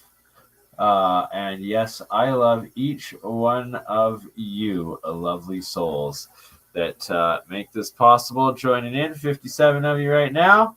I'm sure that will go up to 557 on Cambell's channel once he comes back in. So, Campbell, I did email you that right now. I don't know. Should I just ramble on for a minute until Cambell joins in, or do you guys want me to rehook up the Tyson Turtle Cam in the meantime while we wait for Cambell so that we can all enjoy Tyson shredding that salmon, eating it raw, frozen, and bone and all? Look at that, 63 now, even with me just saying Cambell is coming in, because you are the star, the Mr. Cambell, the legendary autodidactic, joining us now. Hello, hello. Hello, everybody. How are you all? It's 38 or something down here again today. Really? It's minus like 38 here in Calgary, Canada today, so that's wonderful. I'm sitting here in the air conditioning. Yeah, it's scary. You can't go outside after having like a shower or a bath because like your hair will freeze and then like shatter, and like she gone. Yeah, like does your water freeze up? No, there's like the central heating throughout it. Sorry. Oh, okay. That's all right. What have we got here? Holistic Media. Hello, Galactic Backwards. Retno Retsum. Oh my gosh, how do I say that? Hello. Very nice. Nice. Kimmy. Lightning hitting sand makes glass art. Well, there you go. I've never seen that. That sounds cool. Hello, Walking Axel. Love in the Mitts. Hello. Lacrimosa. So you've got to say that one with a bit of a tongue tilt, don't you? Lacrimosa. Johnny Man, hello. Hello. Lady Lukes, hello. Third Coast. Lex, how you go? I just sent you an email. How you doing? Oh, you got it on there. Thank you. I should read, shouldn't I? All right, everybody here. Dave, how you going? How am I supposed to say that name? Retnu Heretsnu M96MO Nimton. There you go. So what should we talk about? So I was talking to Richie. Actually, I think we were talking about it on the last live stream about there's this show called The Wheel of Time. And it's actually a book series that I read when I was like in my 20s by Robert Jordan. It's a very, very big, long series. It's like, I think it was 14 books, all very, very big books. So I watched it, and it was actually pretty good. I do recommend you go and checking it out. But oh my God, they wokeified it, man. They bloody they turned like it's just horrendous. And really, so it was good, but it was bad. And I've heard they did the same to Matrix 4. I've heard it's just woke city. Has anyone seen it yet? Like to the point of it's not even. I saw the first. The first one, but the second one, I was like, oh God. You haven't seen. And then the third one, I was like, fuck, no more. But watch the first one like a million times. That's what's to live by. Yeah. Until you take it and wake the F up in reality, and there you go. Oh, yeah, you're living in a dumpster, or where are you actually? It's the metaverse or the Matrix or, the real world in the outback down under. where it's 38, It's or just in the northern lands of North America where it's minus 38. It's a hard reality, but it's a beautiful world. oh, it is. It is. Just don't wear a mask when you're going to see it. But, Right? but the dude who wrote it, like the dude who wrote the new script, literally, there's an article out there, and they're talking about they're trying to change the meaning of the red pill because the meaning got stolen by the right side of politics. You know, they stole our red pill. So basically, everyone went, "Oh yeah, let's wake the hell up," and they're like, "Oh no, no, no, no, no, no! It actually meant comply to the government." And so they're actually trying to change the meaning of the first film. I haven't seen it. This is what I've heard. Okay, this is secondhand information. Has anyone in the chat seen it? I can't put energy into that sort of stuff because it's just like, well, whatever. I think it also like that's why the elite call some of us useless eaters. So just don't.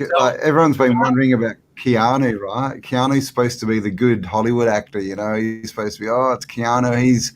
He rides a moped, man. John Wick's he's cool.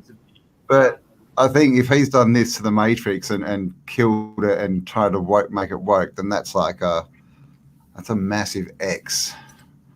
The man's got to pay his mortgage, maybe. I don't know. Oh well, yeah, I know. On his 7 houses and his boat, yeah, and his moped, of course. Don't forget the moped. Oh, Aaron Corbett. Okay, Aaron loved it. Okay, so right. have I just got it all? I've listened to a few people, and they're all. I love what it's inspired though. With like even my mom. Like I watched my mom when I was last couple weeks ago.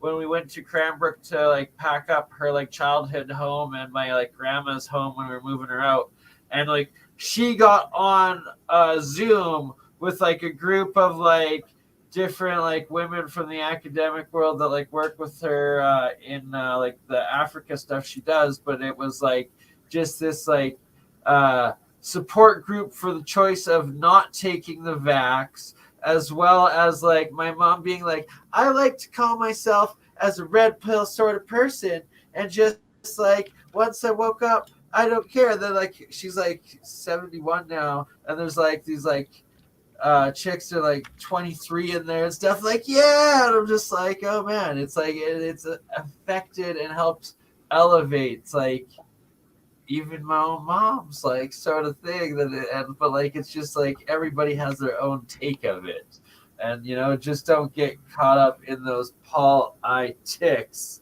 that are designed to divide and conquer, right? Because they trigger. This is the problem, right? It's like, and they do it listening to other intentionally. people.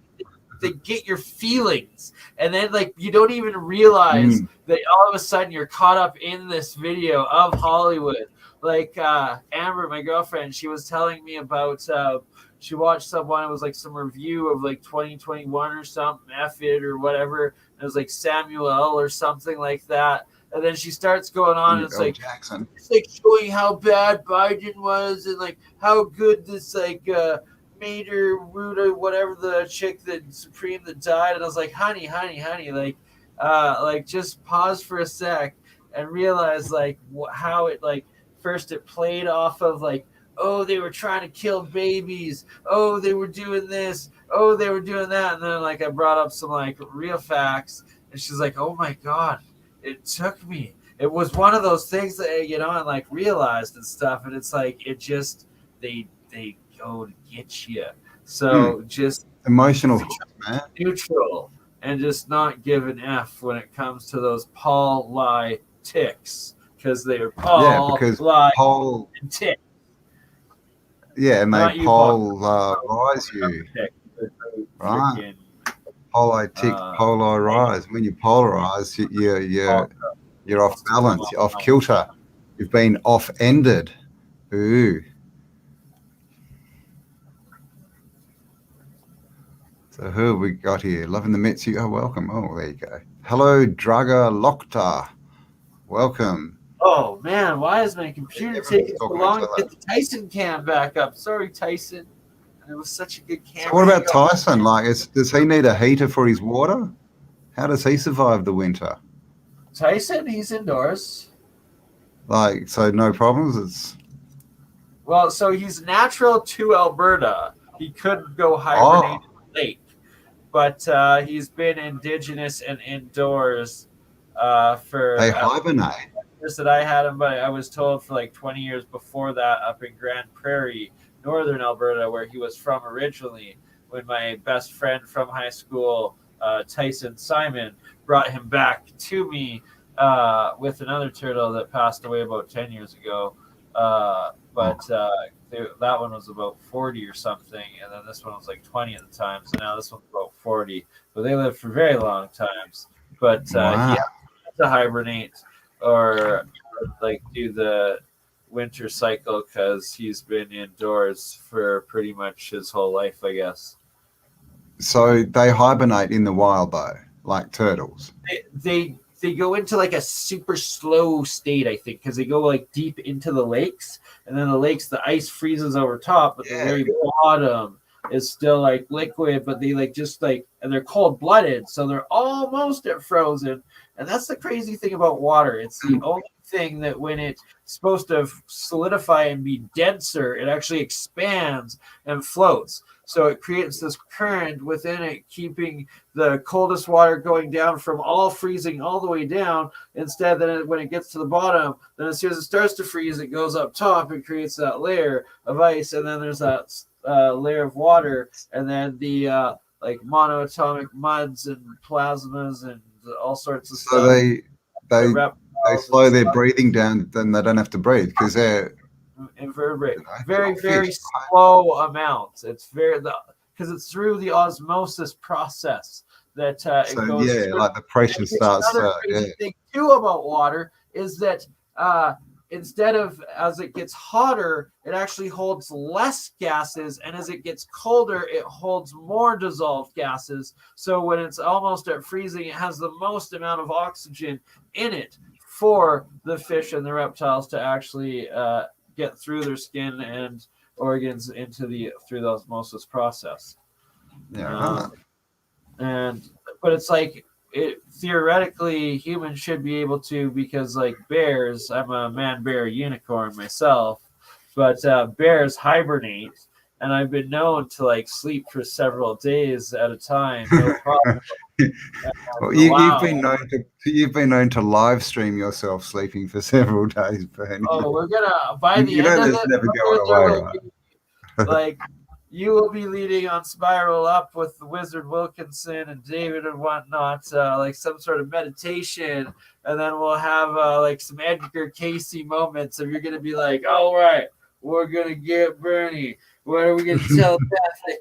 And like the sleeping prophet. Yeah, tell us the truth, Bernie. Right? So we start. Definitely. Oh, wow. Take down the fair use. Here we go. Let's have a little.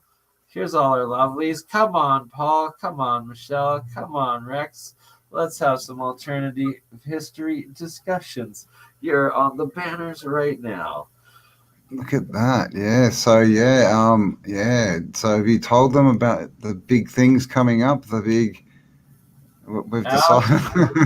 decided that since the media is crumbling, that we may as well just start our own, right? Why not, right? And it's like, here's the thing. I gotta play the Superman. I've showed you the Superman channel, right, on YouTube. Superman. He's the superhero of altcoins that are gonna. Oh man, Superman's the man. I don't think so. Oh, dude, and I'm part of his like Telegram group. They're good community. They're a good group, but like Superman has been in crypto for a long time, and Superman has made himself millions upon millions, and then taught millions to make millions too. So like, there's millions of communities with millions that are like good people, and just like they got them Lambos. Like it's crazy, and like they get into their patterns, and like what you're doing. You stick with it for long enough, it's just numbers equal numbers. You will make millions over time. And well, I made my 40,000x this year. I talked about it with Mike in the stream we did on your channel earlier. And that is my begging Watch of homework this week. If you'd be so kind to do a couple of 3-minute clips of going through watching that video for us, because like there is some like amazing stuff. But I've also written down timestamps on it on my channel of the good topic times. Cool. Nice. But, yeah, and crypto went up. I like crypto at the moment. Oh yes, absolutely. I like it when it goes up. I was tripping out for a bit because like right when Radium like crashed and like Solana crashed like a couple of weeks ago. I waited for like a week before reaching out to the Telegram group of like, yo, why the hell isn't my like Radium loading and why can't I access my staking? And I like messaged you a couple times, but this is before you and I started using Telegram. Like it was just like waiting in Telegram and like, anywho. Yeah, I know. I went to the Radium Telegram and I finally asked. I like one of the guys that helps in the challenge, just like, did you refresh your browser, delete the cookies? I was like, then I come back like 5 minutes. Delete. And then I was like, I am going to harvest my yields right now. And he's like, thumbs up, dude. I was like, yes. Radium, yeah. Great moment for myself and for Solana and Radium. That's Radium Farm, yeah. And remember when so here's the thing, when we do our next joint with Project Moongold, back with Joji there, who you met, and then Josh, who had gone to sleep by that point, when we meet him next, you know more about the Radium staking than him himself, and it was a part where he was asking me to like teach their community, and a lot of them are really interested in it. So when we go through it again, don't think that you know less than like you do. Yeah. You're more into it than even they are at this point. So it's all just a giant learning. I've got crap loads, man. Of some of those coins I've got. You're going to be a wizard, brother. Don't you worry. You'll be a hundreds of thousands of some of them. Just waiting for them to, once they're worth a couple of cents or $1, I'm gone, man. Well, Prism, it's like a light prism, a triangle. It was a new one that was added recently. And I effed up. It was on the Star Launch, I believe, launch pad one that I do have staked that earns hydrazine, and then you burn the hydrazine and you actually get whatever percentage of hydrazine you burn out of the overall amount that's put into the pot gets that equal amount to you of the initial cryptos of that Prism one. So it's like that's when you actually get those low, like 10 for a penny. Like you get like 100 of them for 10 cents, so 1,000 of them for $1. And it's like within like after then it did its sale and then it did its Radium staking. It was up to like 10, 11 cents, and then it went up when I bought in and started staking it last week.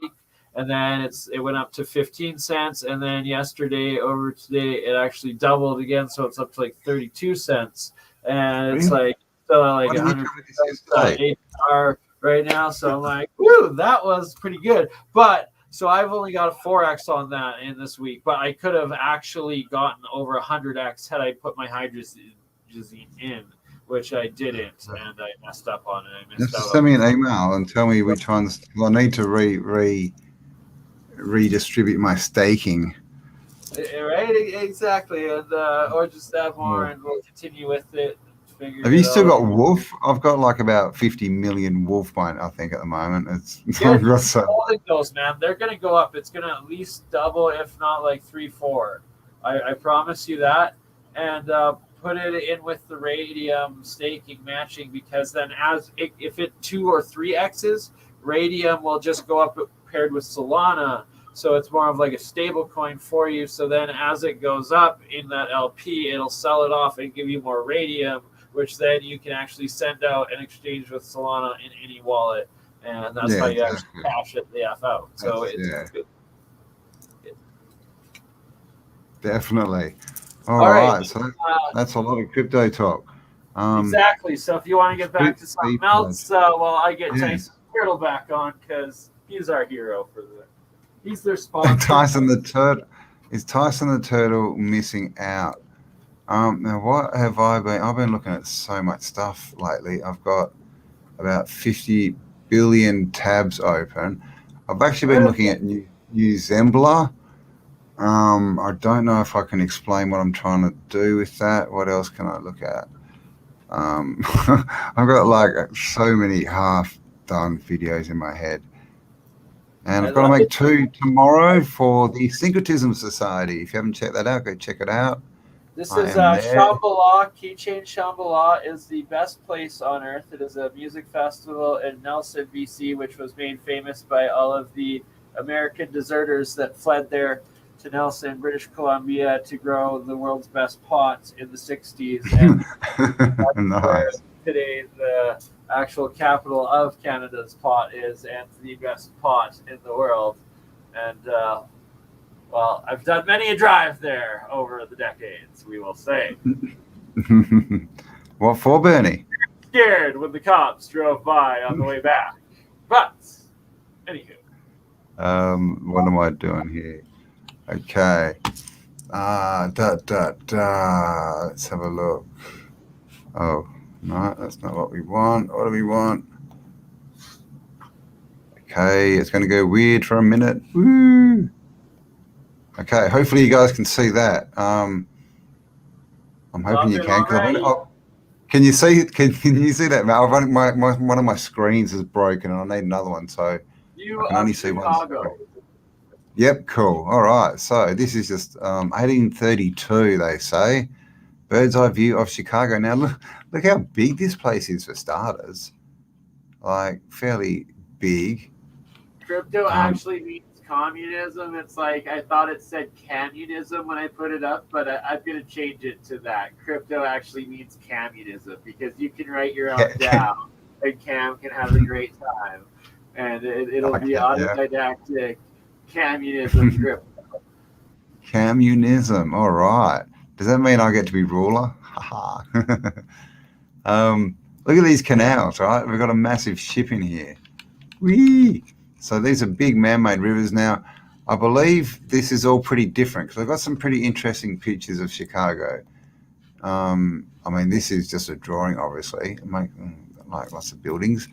That's not what I wanted to show. This one, right? So this is, what's it called? They say it's just like a plan, right? Like a drawing, a plan for the city of Chicago. Sorry, that's not better. God, I could read that before, but anyway, look at the size of this building. These are cars, right? Or horses and carts, really. And I mean, these are people. Look at the size of this building. Wow, like just that. Like, look at the size of that interdimensional machine. Yeah, right. Look at just the dome. Look how big that is. Like. And then like there's a whole like government building sitting on top, and a massive obelisk. I thought I had a bigger version. I hope I've got a bigger one with better pixel quality because you can zoom right in and like there's a big obelisk here in the front of the building. There's twin poles on each side, and it's just the size is just ridiculous. You know, so. And again, it's just sort of a proposal. Oh, here we go. Can we get in further here? So you can see a big obelisk here, twin poles, and look at the size of the people. These are little tiny people here. We've got a dome here, and then double dome. But that's just, is that ridiculous? It's just. So here we go. Chicago, elevation showing the group of buildings constituting the proposed civic center. So it's proposed, they say. So what do you reckon? Was that there? Did they knock it over? Proposed to take down, or maybe it's proposed the rubble they found in it. Maybe that's what it is. They Yeah, found we the propose rubble that we have to hide this bit of history. that we So this blew the shit out of before we conquered these lands, and then repopulated them with conquered Celtic children and Slavic Tartarian. orphan train. Yeah, exactly right. This is Chicago. The view of the, again, right, proposed development in the center of the city. Chicago, blah, blah, blah. Look at this thing in the middle. There's this massive structure, like massive. These are huge buildings around it, but look at the bay area here. That is it. Like, that's what you just showed us. Oh, yeah, right. You reckon it is? Yeah, right. And, like, Nice look at how eye far it journey. was from Dubai with, like, their Palm Islands, right? And then look but go back to, that is like a Palm Island wing right there. Yeah. Who made that at that time? Are you effing kidding me? And this is like the sort of stuff that John Levi highlights a lot, and Michelle Gibson highlights a lot, of the constructed coastlines. But like, look at this. This is literally half a wing of one of those Dubai freaking palm leaves. Maybe even more intense. And what year is this? This one, what's that? CXXXVII. Is that 5853? So probably 1850s they're going to say. But I mean, this is the thing. Who would, I mean, not that they'd even be able to envisage this, but who would design this if it couldn't be built? You know, if they didn't have the machinery and the knowledge to build it. Google Maps today, and it's like there's remnants of this stuff everywhere there. Yeah, and then at the same time, all of the star cities are exactly this, this it already built. And then you go to the remnants today, like Holland or freaking Beijing, anywhere across the world where it was a star city citadel, it is like leftover of this. But the only ones building this today is Dubai, and look at how far they've got with it. That's the point. Yeah. Well, they're having trouble now. Yeah, no one's living there. But I mean, even just look at this harbor, this man-made harbor, and it comes in and turns into the canal. And there's like a million bridges here. Like, look at this: 1, 2, 3, 4, 5, 6, 7. Every road's got a bridge across the river, or canal, right? Man-made canal. So this is, right, Chicago. And that's the thing. There is remnants of this stuff out in the water. Do I have a picture of that is the question. No, I've got a picture of a high school. There you go, a high school. Looks more like a low school, really, because those windows go straight in the ground. You want to know what I hate about high school girls? I get older, but they stay the same. You used to be cool, and now you're just turning into an old man. Oh, God.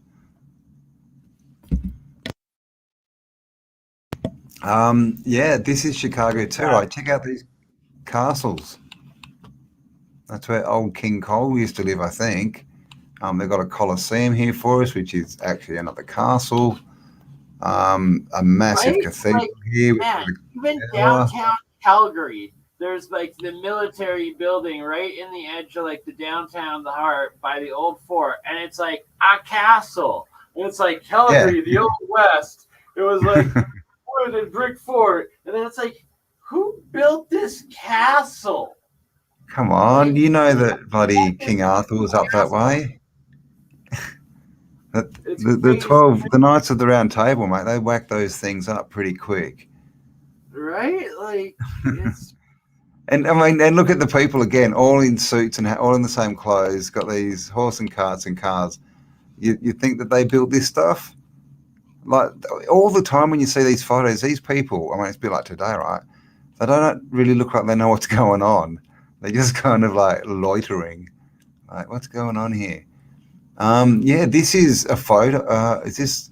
I think it's a photo. Maybe it is a drawing. No, I think it's a photo. This is Chicago. At the end of one of those piers that we were just looking at. Look at this building.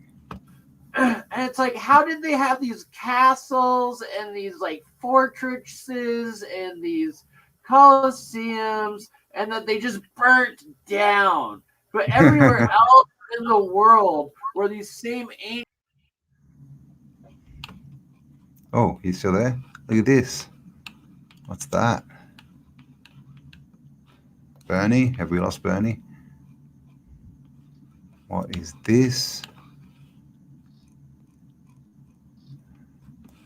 Am I still connected? Can you still hear me? But yeah, is anyone in Chicago? Is this still there?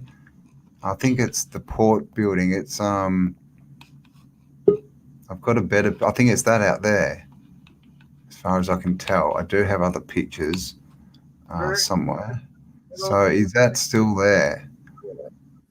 Bert and Ernie got a little bit too excited and twitched their finger and hit the extra back button on the mouse, and it just takes you right out every time. Bit excited. So this photo, right? This is the Chicago International. That thing? That's like so like. That's a machine. Look at this. Look at this. But also in the background, what have we got? We've got this seawall, right? No, those were airships in and out of there, no doubt, right? Yeah, that does look much like it would be a good airship terminal. It's actually got underground platforms up subway here. underneath, and then like submarines and your ferries all through. Yep. And you got your steampunk world, but it was actually HHO sound resonance harnessed steampunk free energy, where hey, maybe you play that flute and you just turn this water into the steam that then went into your steampunk shit, and you just powered your whole freaking engine and you were on your way. And literally it would be a Dr. Seuss powered world, which is hilarious to think, but it's an actual reality. Me and Mike talked about the physics aspect of it and the numbers earlier in our previous stream tonight, and like steampunk and cold fusion and electrolysis, and then like just putting a radio frequency, so it's a very small amount of energy, but if you put in that radio frequency, the resonant frequency of water into it, it boils it, and then you can harness that full endothermic or exothermic reaction of the water change of state and the huge temperature change. And that would also be like almost fractally encoded radio wave, steam, right? which is like just a little type beep beep, like from like literally a John Hutchinson crystal battery, never-ending battery would be able to power that. That much energy would be able to power then your entire steam-powered device from harnessing the steam energy of that boiling water and just this frequency going into it.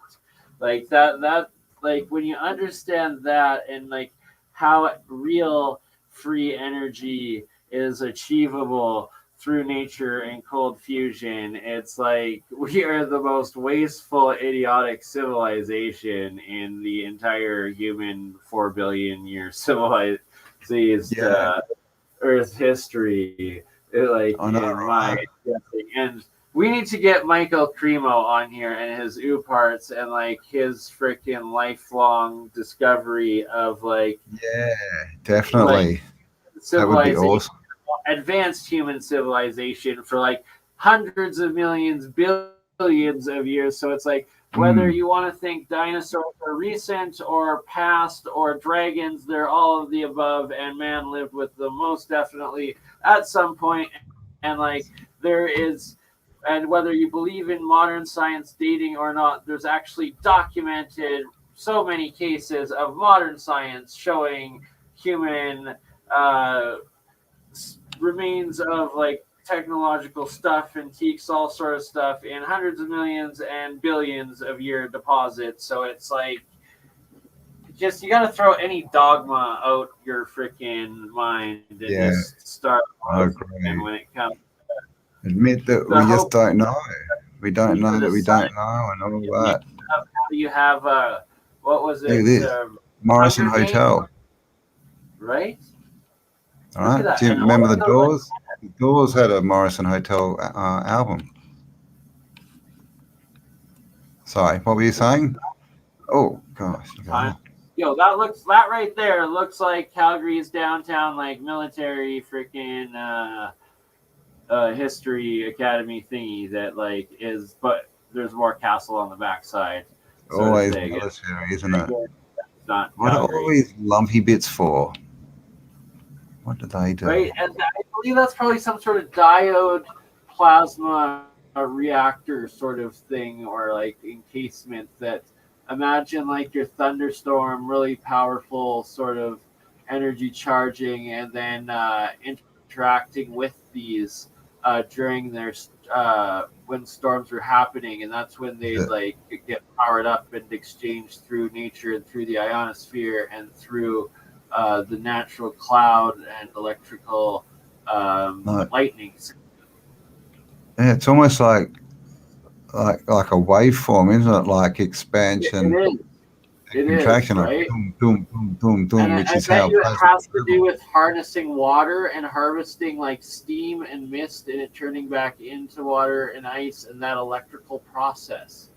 And especially when it has like all the copper trims, the iron, the grids, and those old antennas everywhere, and then the balls full of mercury everywhere. And then we should play Conspiracy Are Us's videos that shows where he goes through the Roman pools, shows how they're actually giant electrolysis battery storage things, and how I don't think I've seen that one. stuff like that too. And I just talked to Mike about it, I guess, or was it with you in the past one, where there's the cathedrals or like the temples, the schools, all of the old Tartarian, but there's always the dielectric of the one main tower up with the biggest spike up into the atmosphere to get the charge, and like the copper gold dome roof of it, right? And then a big antenna on top. And then there'll be a separate building, or on the other end of the entire structure, going from the ground, another spire up into the high up into the atmosphere with an antenna too, right? But it's like usually separated from the main building and coming up from the ground, right? You know what I'm talking about? Can you maybe put up a picture of what I'm describing? Maybe a lot of production ones too. But so it's like the big cathedral or build architecture will have a single tall spire, or a double tall spire on one end of it, with going up to like tens of height, right? And then usually either on if it's a really big advanced structure, then it'll usually be attached and on the opposite side of that structure, but still coming up from the ground and like in its own cylinder sort of thing. And then another cathode. So you have this fire up here, on this end up here, this guy, and up there. So that would be catching the lightning on one end. Opposite end, Campbell, brother. This down here?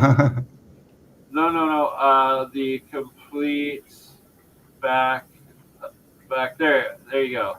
That tall golden one, the big spire at the very back of the cathedral. That they have the scaffolding around it. Yeah, that exactly. One. Yeah. How high up it is, right? Yep. So that's going to be the point that breaks the atmospheric discharge of ionic electrical capacitance through the lightning into the whole battery circuit system that this is. And then it probably, where this one is so advanced, it probably then when it gets hit by lightning probably went and then like shot through all of the middle of all of these things going down. The whole thing probably lit up. And then probably, can you zoom all the way out? Is in the center of the square of this, is there like the statue with the big Sky or something like that? There in front of this one, there's a big, like out here, there's a big mosaic thing. I think it's got something in it Yeah, too. so you see all of this brick, all of the stonework from that cathedral is a dielectric that is insulating the ground. And when lightning strikes, there's always one down from the ionosphere and one up from the ground.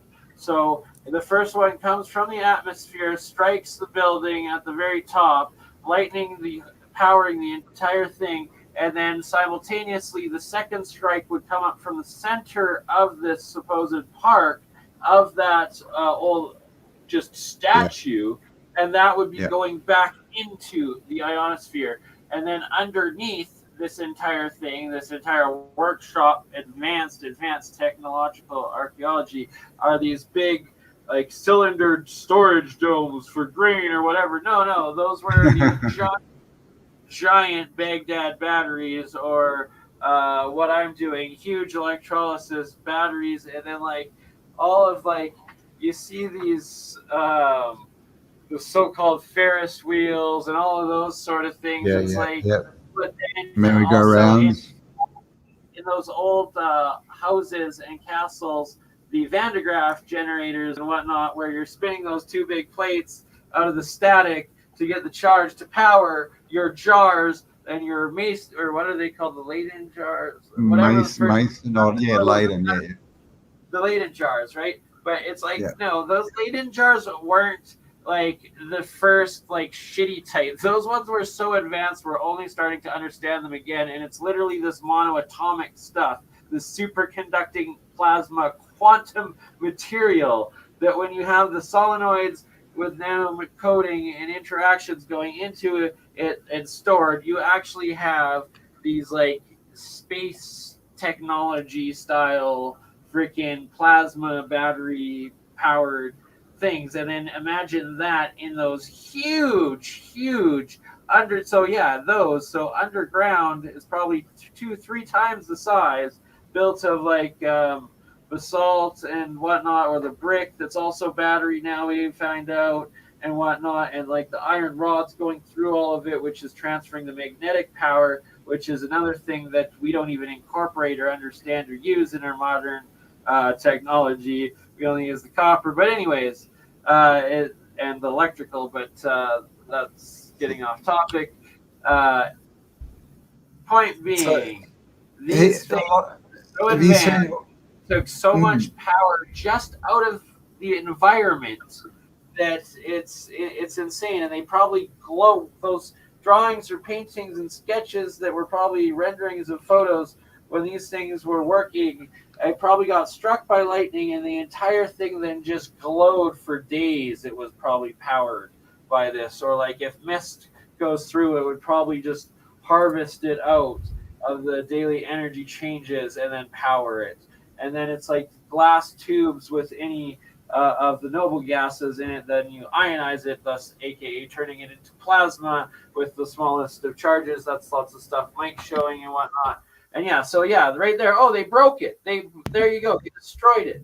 And also think of all the aquifers and the different fountains and stuff that were through it. Usually in the center there was fountains underneath this, so then that's what it wasn't copper wires, it was water currents that they were using through the grounding, and when it would go through their cycles, and then just salt water.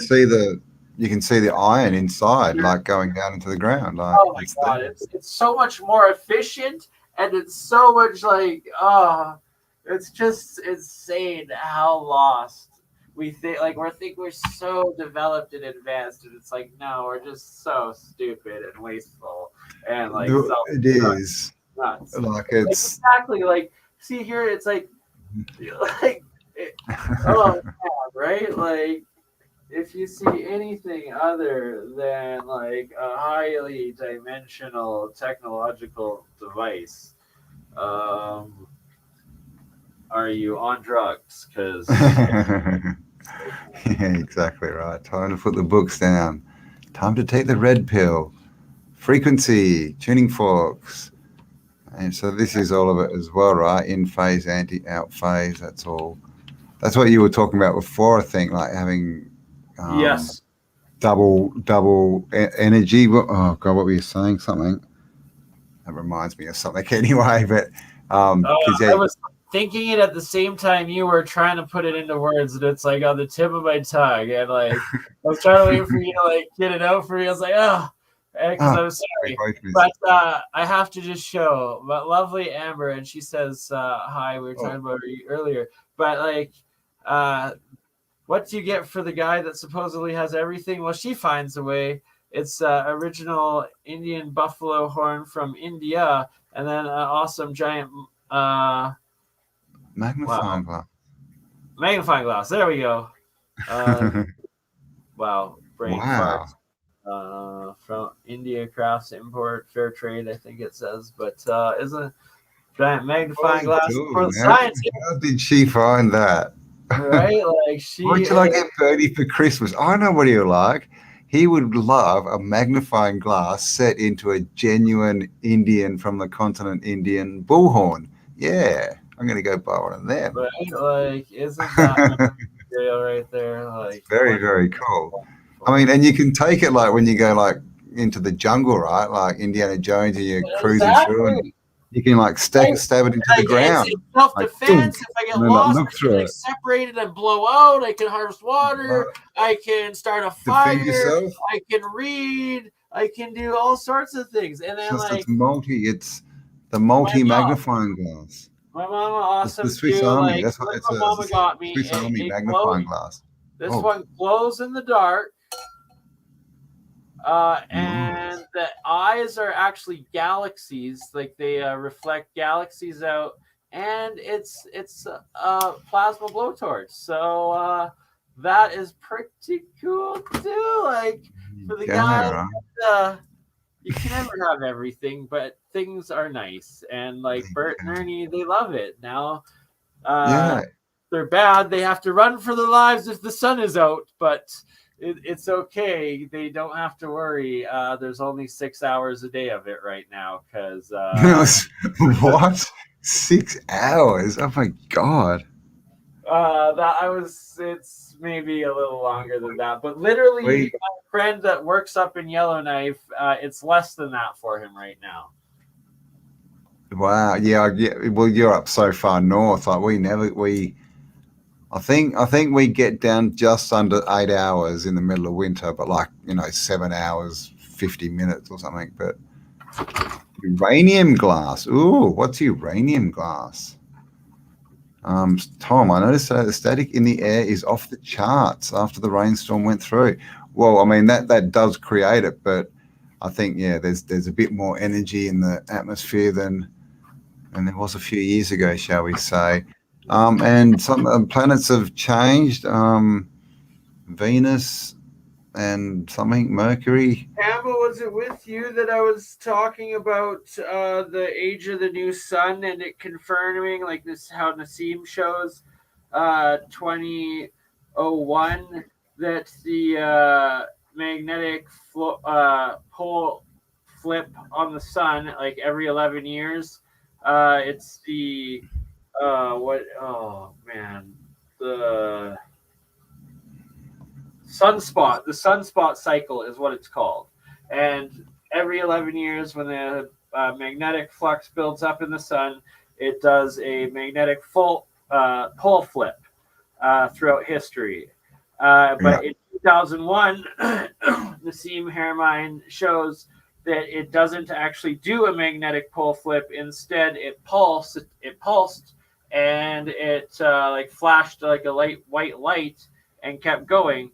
And then in 2012, literally the Mayan long count calendar and what would align with the Hopi prophecy of moving into and the Mayan prophecy of the fifth age of the age of man in the sun, and why supposedly kids, and I honest to God, I've gone in, like when I've been in schools randomly, like to vote and stuff even, and you see these kids' drawings now, they have white suns, and it's like I always drew like a yellow and orange and like red centered sun, and apparently it's like from the last one it was yellow And if you're like an older soul, you'll do like orange, and like the oldest, you'll draw red or something like that. And I found that, I was like, whoa.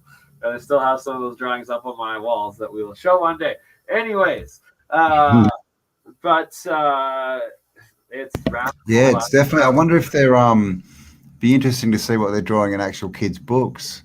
Right, exactly. Part of that whole Mandela effect, or just new age of the sun. And here's the thing: so we're going into 2022 is coming to you, and 2023 will confirm that we are actually in the age of a new age of man and a new age of the sun. If we get there and it then once again starts pulsing more, because we will actually be in a white pulsar. That is actually a different type of sun, and it completely blows away the old understanding of how the stars work, as well as it also kind of explains resets, but it also explains, it would coincide with the new age of Aquarius, how we're moving into this new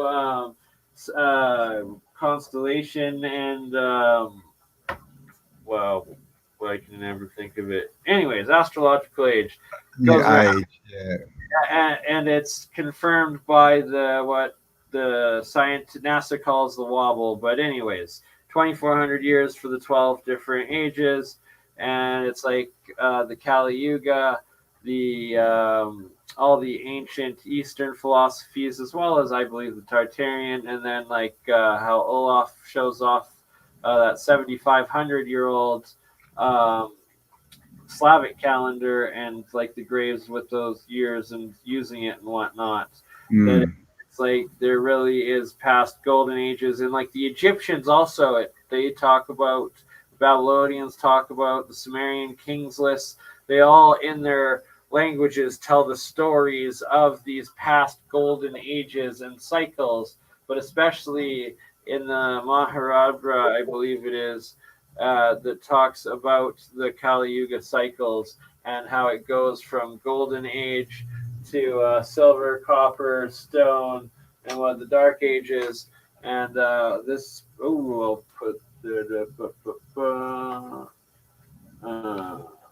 here we go. Stop talking. What happened? Silver, gold, bronze. So we're going in. We're at the like we're not going into gold. So here we go. We're going to silver. We have the turtle. So Tyson the turtle Tyson's is back. standing in front of the ages of time. Where is he? Tyson the turtle is standing in front of the ages of time, and you have the golden age, you have the silver descending, the bronze age, and then the dark age. And it's that like man is just moving out of the bottom of the dark age back into like the copper age. It shouldn't be bronze, it should be copper. And we're going back into a copper age, but at the change of every age, man also has a chance to like step up and like go into a golden age and like skip the cycle, move the wheel all the way back to once you enter into a golden age, it lasts for a full half cycle. And then the other half of the cycle is 25% silver. Yeah, exactly. Then, one's going into it and one's coming out of it. Copper, and then like what, 7 something or 6 something stone or whatever, or dark or whatever. Yeah, exactly. A little original paint in there of very nice. That's what the Wheel of Time, this exactly series, that's what it talks about, the wheel turning and different ages, and it was really cool. There was one scene and it was like because it's setting like medieval, they're on horses and all that with magicians and stuff, and it's got a scene and it's like 3,000 years ago, and it's got this scene, and then it looks out the windows and there's like spaceships flying around, and it's just like all Tartarian, major massive Tartarian city, but just all these spaceships flying around. So, but yeah, 3,000 years in the past. So it just, just this story of we started at point A and we've just built up slowly to, and we're at the epitome now. It's just such Here's crap. the thing: it's 2022 coming to you. 2023 literally scientifically at the highest possible levels of confirmation, if the sun doesn't flip its magnetic poles and reset at the wow, I forgot it again.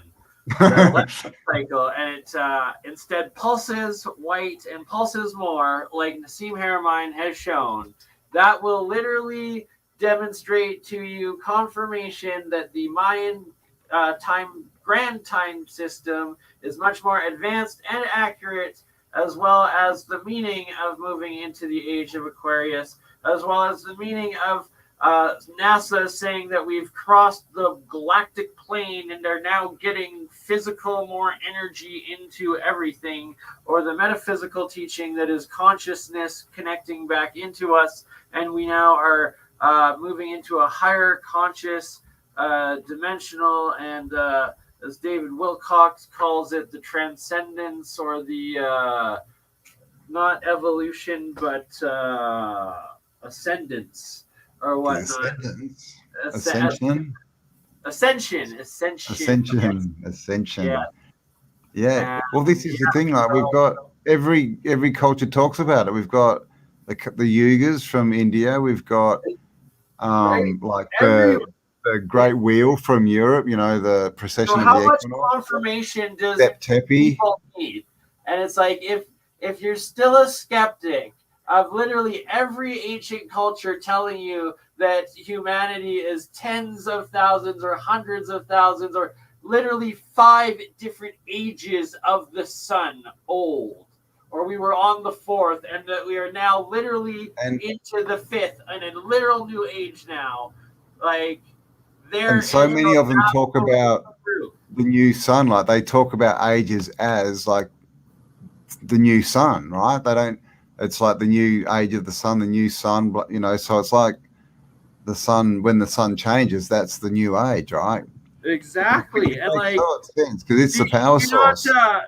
Like Bill Nye, the fake science guy, telling us that when this new age happens, the sun's gonna go this big and destroy everything and everybody. It's like, oh, it's just slowly. Is that what he's saying? A little bit hotter. You don't have to give us some fake CO2 tax and tell us that it's us destroying it, because is that what they're gonna? Yeah, right. Well, here's the thing. I gotta show you this. So this is like It's gotta be global warming, man. Of Mars that I've had since a little kid, and there's another.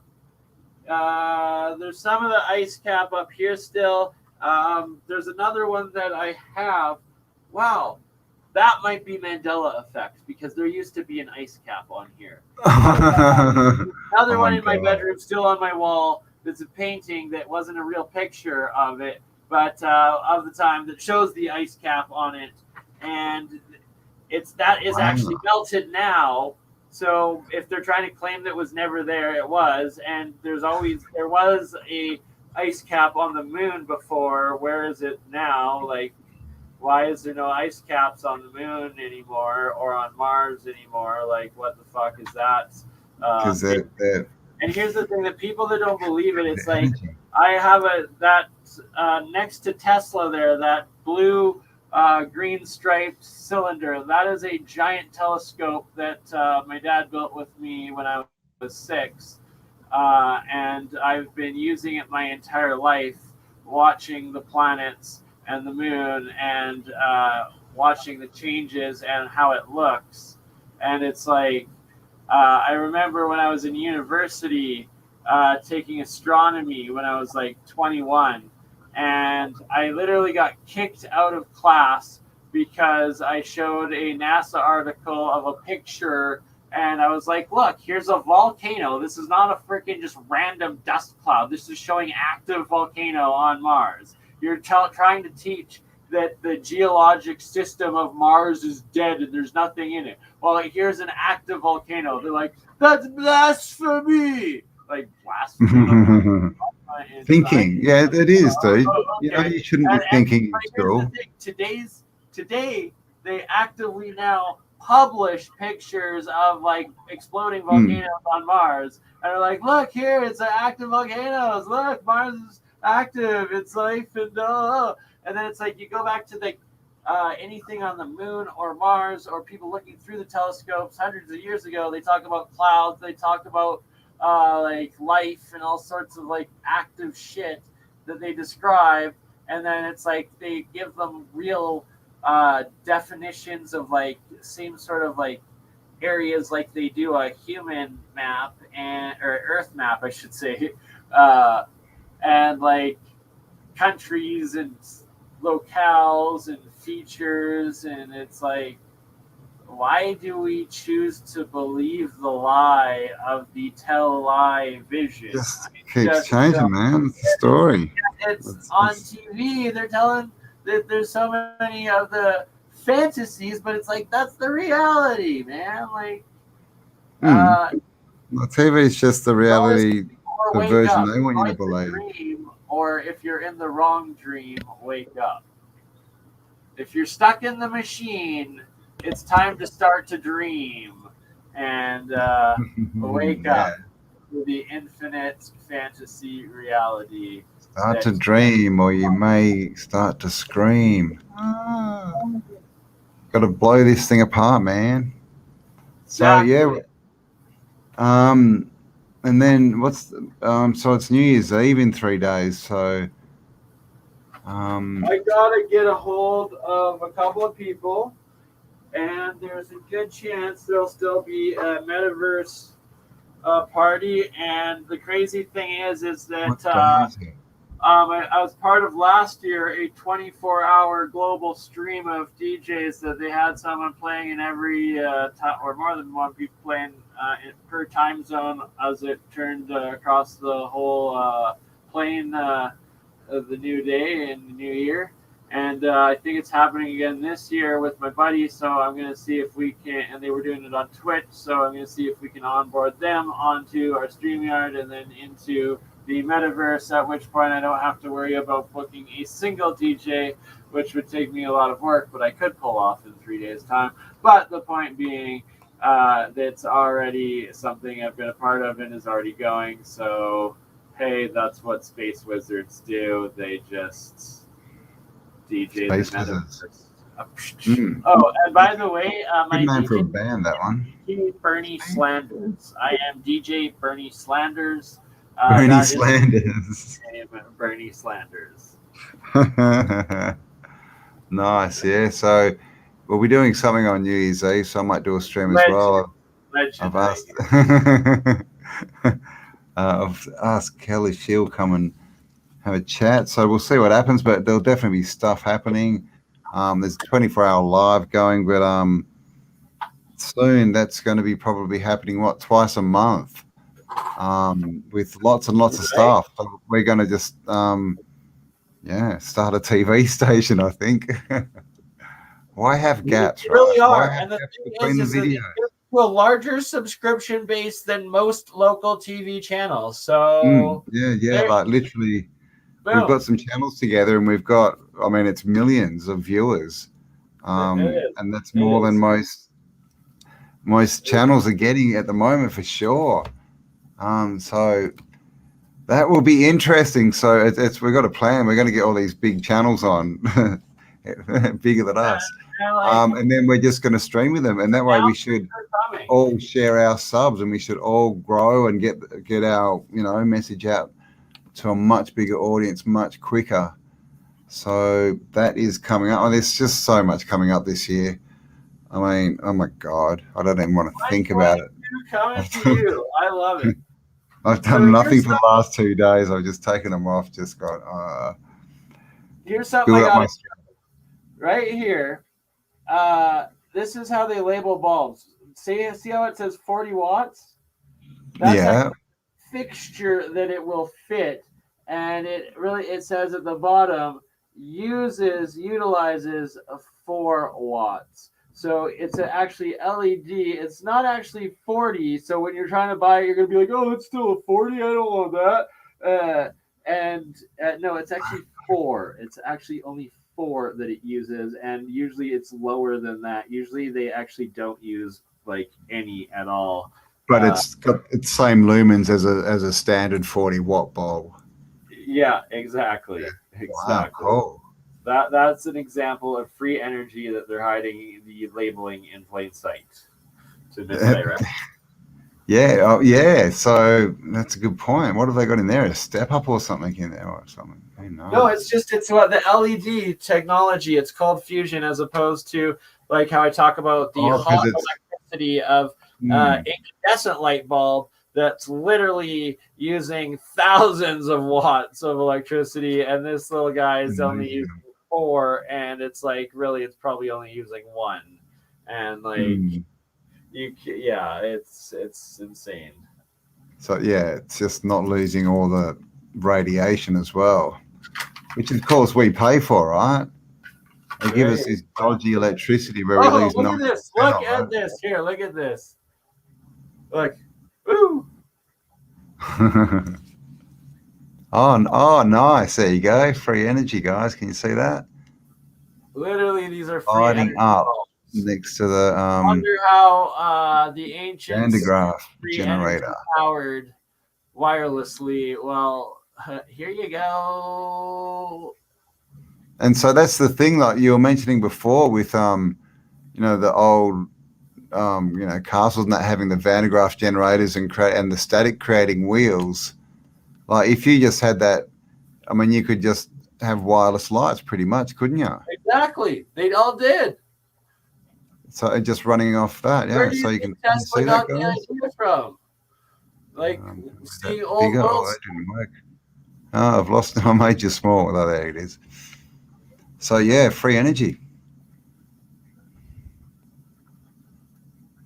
And like, this is one of the coolest ones I've ever seen, and it was gifted to me from my good friend Jakub, a Polish guy. And it's like, it was made in Poland by Heineken. And look at this thing. Just it gets kind of even close to it, and that's nuts. And that's they try to make you think it's using 40 watts. Yeah, exactly right. It's free. And the other thing is, what do they teach us about Van de Graaff generators? Oh no, it just makes your hair stand on end. There's nothing else that it does. Right? Oh my God, I know. It's not, they show us this stuff, but they just tell us, oh no, it doesn't do anything. It's just, and we believe them. But it's actually a free energy device just right in front of us. It's like, if you're over skeptical, you're just killing your own magic and the own childhood imagination of what your reality could and should be. Maybe we should. Well, this year we're going to get into especially with Mike actually building stuff, building little circuits and building machines and that. But a Van de Graaff generator would be a good one to do, and with a beer bottle in it. I think has to have a beer bottle, so you have to organise that one. Oh, you didn't even see the part where he brought up alchemy of turning glass from beer bottles into gold through alchemy. Really? And then he also talked and brought up about how I'm doing a scientific experiment now. Bert and Ernie actually are, where I'm going to get gold ore that I have from outside, that's natural gold ore from inside quartz crystal that I harvested from Nelson, BC, which is a major energy line in the grid. And how he brought up these lessons he saw. I've seen a bit of them a while ago, but through my alchemical experiences now, it has a whole new meaning, because the alchemists say that the elements are alive and like gold is alive. And then Mike shows these, or brings up these videos that we'll be showing, and I'll be doing the experiments of where it's growing live gold from the ore, where you don't kill it and wash it and so-called make it pure. No, you actually grow the gold ore on the electrolysis, and that it will grow crystals through the air. It will just out of nowhere grow more of it. And does that work with other elements, or is it just gold? All elements, yes, sir. If you get it in the ore, that will happen. So it's like it's coming from another the dimension, right? pure ore elements. Wow. And how's that for Yeah. a light bulb of an idea? There you go, guys. Stick with us and you'll have free energy and free gold. Man, I actually on Canadian Boxing Day, I went to and I made my second ever legal marijuana purchase. It was from discount, some wholesale, but I forget. But anyways, I should. It's a legal store. It was Boxing Day, and where my first purchase of legal marijuana or THC in Canada was like a month ago, and because I finally ran out of like my last crumbs from when I grew, because I have a legal license, I just haven't done it in a couple of years, and I just was refusing to pay for it. But anyways, first experience. I went to See, the you can get store, licenses to grow like, it. Shatter, and he's like, "Yeah, here's our cheapest stuff. It's a gram." And he was like, "It's $100." I'm like, $100? Are you kidding me? Like, it cost me like $10. Are you For like, what? A gram, did you say? a gram of but shatter? That's concentrate, like oil or whatnot. But like, I'm OG wholesale. Like, it should be about $30, maybe. Yeah, 40. that's Right. 100 was like, just, are you kidding me? He's like, "Oh, it's your first time. I'll give it to you for 60." I'm like, I guess that's a good deal. And then like I took it home and I smoked it, and it was like, it lasted me like maybe a week, and it was like not that great, and I was pretty disappointed. So then it's like I was like literally finding dust to like smoke the last couple of weeks. But I went through my bud grinders and I found like the crystal stashes, and there was like pure THC that lasted me for a while, so it was pretty good. Anyways, ran out of that. Boxing Day, made my second purchase, and I got live resin, which is like the best type of concentrate you can get, where it's like the plant is like frozen right as it's harvested, so it like gets all the life in it, and like the highest level of terps and the terpentines and the cannabinoids and all of it, and the THC, and it apparently has like 98% THC and then like 70% terps and cannabinoids, like really, really good stuff. And it was like only $32, but I was like, I doubt I'll get that again next time I go, because it's not going to be Boxing Day. But even at 50, that's like the highest end stuff. And when I used to sell it, that's what I sold it for. Retail was 50 a gram. So that is some nice stuff. But my eyes, I am just wrecked. I wasn't going to say anything, but yeah, so it's legal or what, decriminalized, is it? No, completely legal and taxed. And that's the one thing that I like about Justin Trudeau. Say about what you want. It's like, at least he turned what was once a criminal offense that luckily I was never prosecuted on illegal cannabis trafficking. But once it became legal, I stopped, but I do have a legal license to grow and then sell back into the system. That now that I am off of the legal opiates that they poisoned me with for a decade and getting my life back together, I am going to be next going back into utilizing this legal grow license, and I'm going to be doing some that are just normal fertilizer and water, and then some that are these colloidal gold, silver, watered, fertilized weed plants, and then some that are going to be like Mike's magnetic structured, watered, fertilized weed plants. And they'll be in 3 separate grow areas, but with the exact same lights and conditions, heat, everything. So it'll be completely controlled, but it will be exact to show of a legitimate experiment on how the amplifications of plasma, monatomic, and structured water is on health, growth, and life in general. Yeah, well, that's what I'll have to make I was going to buy a bloody I'll probably even machine, but I don't think I'm going to now. And also put in the rodent coil and normal water in one as well. Do people try like POE putting coil. the rodent coils in the ground, in the dirt, and planting their plants on top of them? Norbs is starting with some magnets, but like I pointed out that like he didn't really have controls going, and he fucked up some other shit. But he was pretty noobs with the Norbs. And then I'm like, hey, you want to come on and talk on our podcast for an interview? He's like, I'm good for that for now, but like, yeah, cool. We get to know you. I'm like, well, is it cool if I at least keep showing your shit, bro?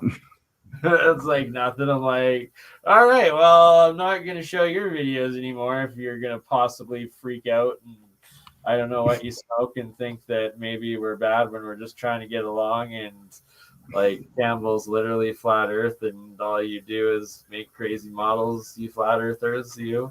But I love you all. But anyways, I was like, come on, Science is Sound at least, because like he does like crazy good research. Like he's awesome.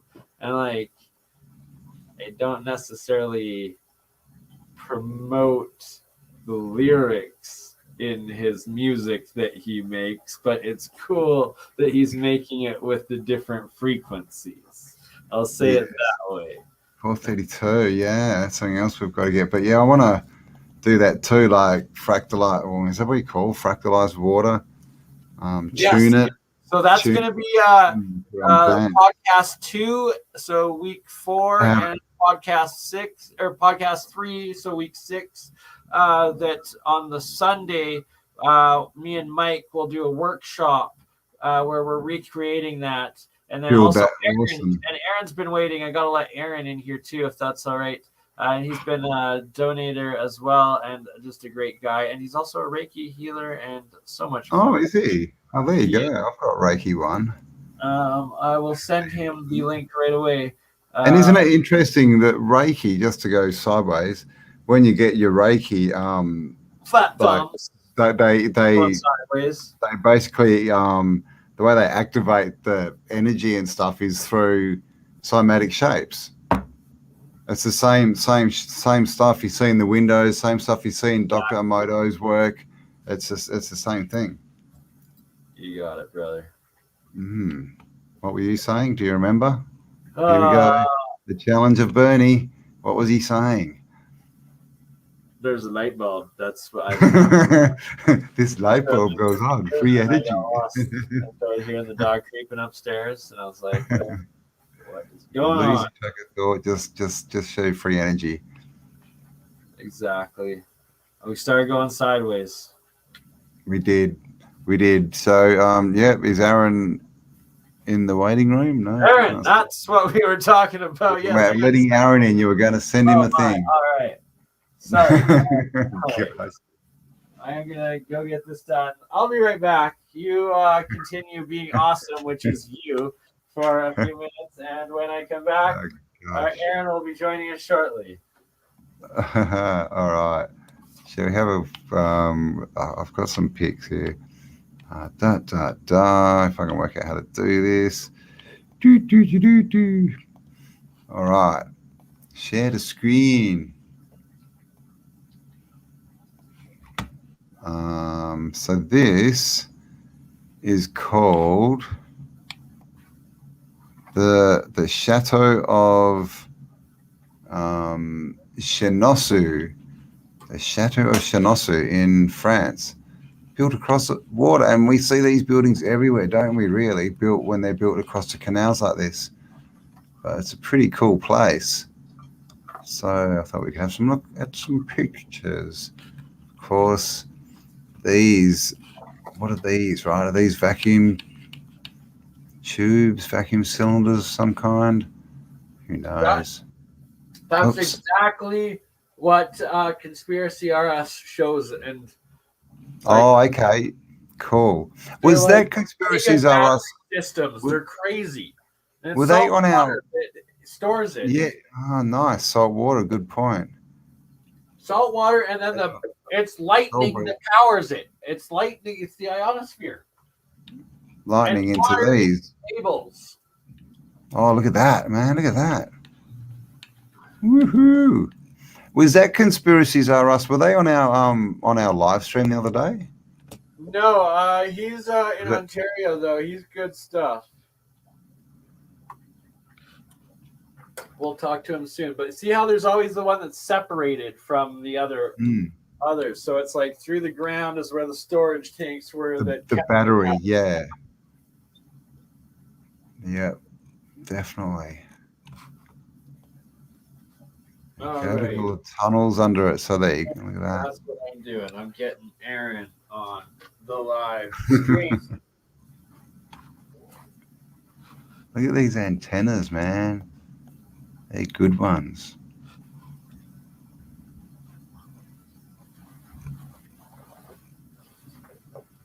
It's just total fairy tale castle, this one. Now these are probably the builders. The old generation, right?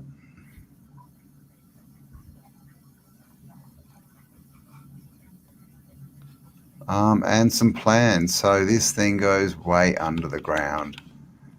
Of course, into the river. But even over here, you can see it's under. But yeah, look, this is all in the water, but it's still, yeah, there's under this tower, there's a lot as well. What is that? Is that like a water slide? Whee! And this is, of course, an architectural design. This is all you need, guys, to build that castle. Just give this to a couple of builders, and they will build it for you.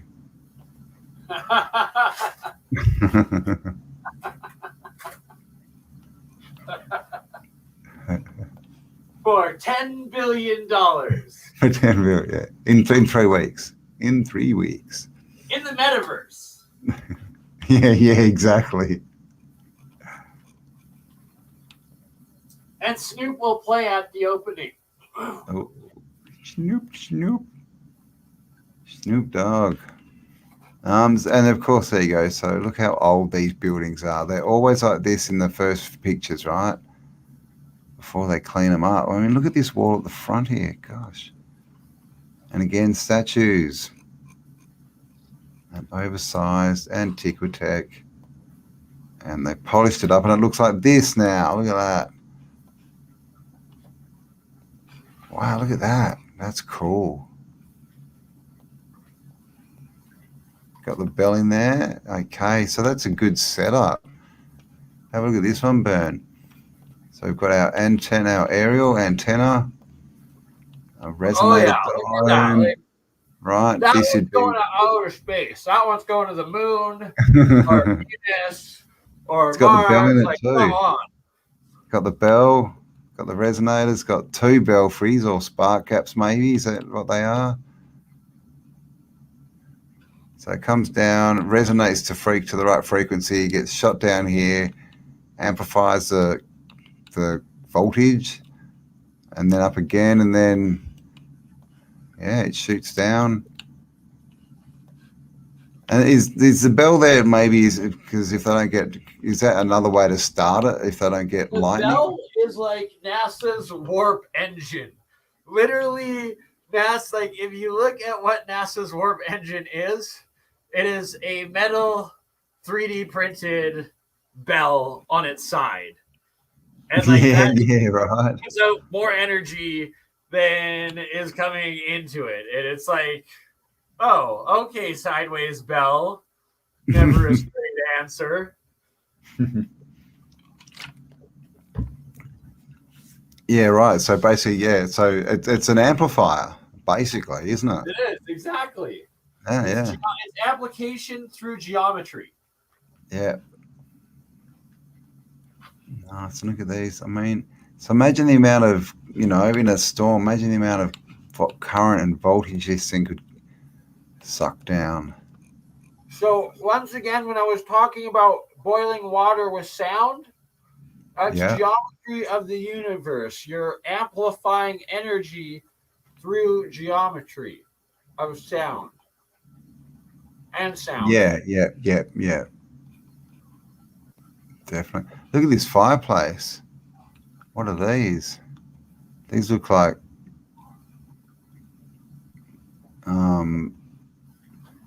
what are they called? Are they insulators? Those things have on power poles?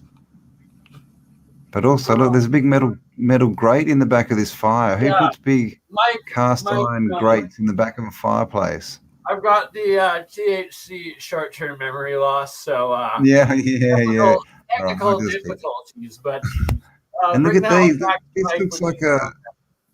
this looks like a machine. Like, look at these. Like, I mean, normally there's statues in these type of things, but they look like some kind of, I don't know. You know, if you can imagine if there was glass in there, like a vacuum tube, and these all look like, are they resistors? Is that what they're called? Free Resistors? energy, so wireless energy and a vacuum tube. Like Walter Russell proved cold fusion transmutations of metals through gases. Ionized gas is plasma. That is cold fusion. So it's like any vacuum tube is cold fusion with whatever's inside, and that's how it lights up. Nice. So yeah, like just like Van de Graaff generators almost. Exactly. It's part of the system. Yeah. They're advanced circuitry and power systems. And it was all DC.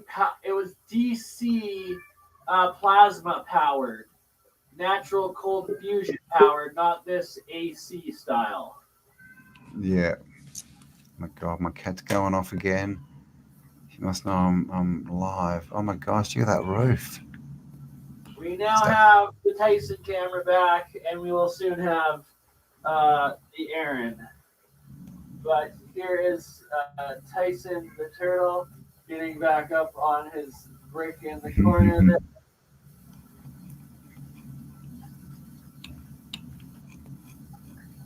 That just looks like some kind of machine, like that hallway, doesn't it?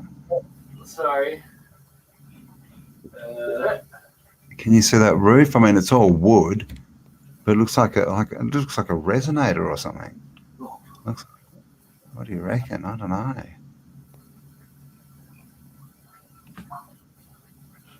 Let's see. What do we got? Oh, there you go, underground. Right? Those are, and like entered in the old architecture, energy was moved not through wires, but through sound, shape, and airwaves, and like so much more. And it's so much more advanced than anything we're capable of making today. It's a joke. It's a long story. Hang on, my cat's going off. It's nuts. All right, come in. What are you doing? Oh, kitty. Ooh, that's pretty cool. And like, look at that though. Like, how many earthquakes, how many bombs has that ancient freaking thing survived? And like, how far did that? Like, how old is that? And like, it's so perfect. And how come they all have the same arched roof and everything? And also, how deep is it, right? Exactly. How full of dirt is it? Like, where's the actual floor on it? Build them like they used to. Oh, that's a good question. How full of dirt is that? Yeah, because I've noticed on most of them they have dirt floors, so they're probably just full of dirt. Like, we don't know how deep they really were. And a lot of these, of course, are now underground canals. A lot of them have water in them and stuff if they're under cities. Of course, you need a maze, because they are amazing. Look what's in the middle. Is that a Faraday cage in the middle of a maze? Oh, she's a handsome man, a handsome woman, should I say? God, look at that hair, man. Woohoo. Oh, that's a very skinny tie. All right, we've got some plans. The augmentations of the bastaments, blah, blah, blah. They're always the same, right? Every time you see these plans, always drawn the same. They've never ever got any dimensions, and they're never any use as a plan. They're just a floor plan that's been drawn of what's there. And I mean, look at all this stuff in it. It's just so geometric. You know, if we were drawing a building today, it would literally just be this, right? A rectangle. So that's a machine.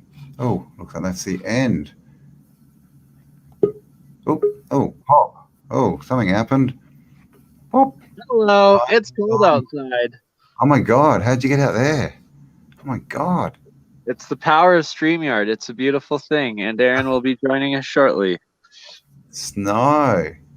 Hang on, let me see if I can get it. Minus 35. Oh, how do I change it to your screen?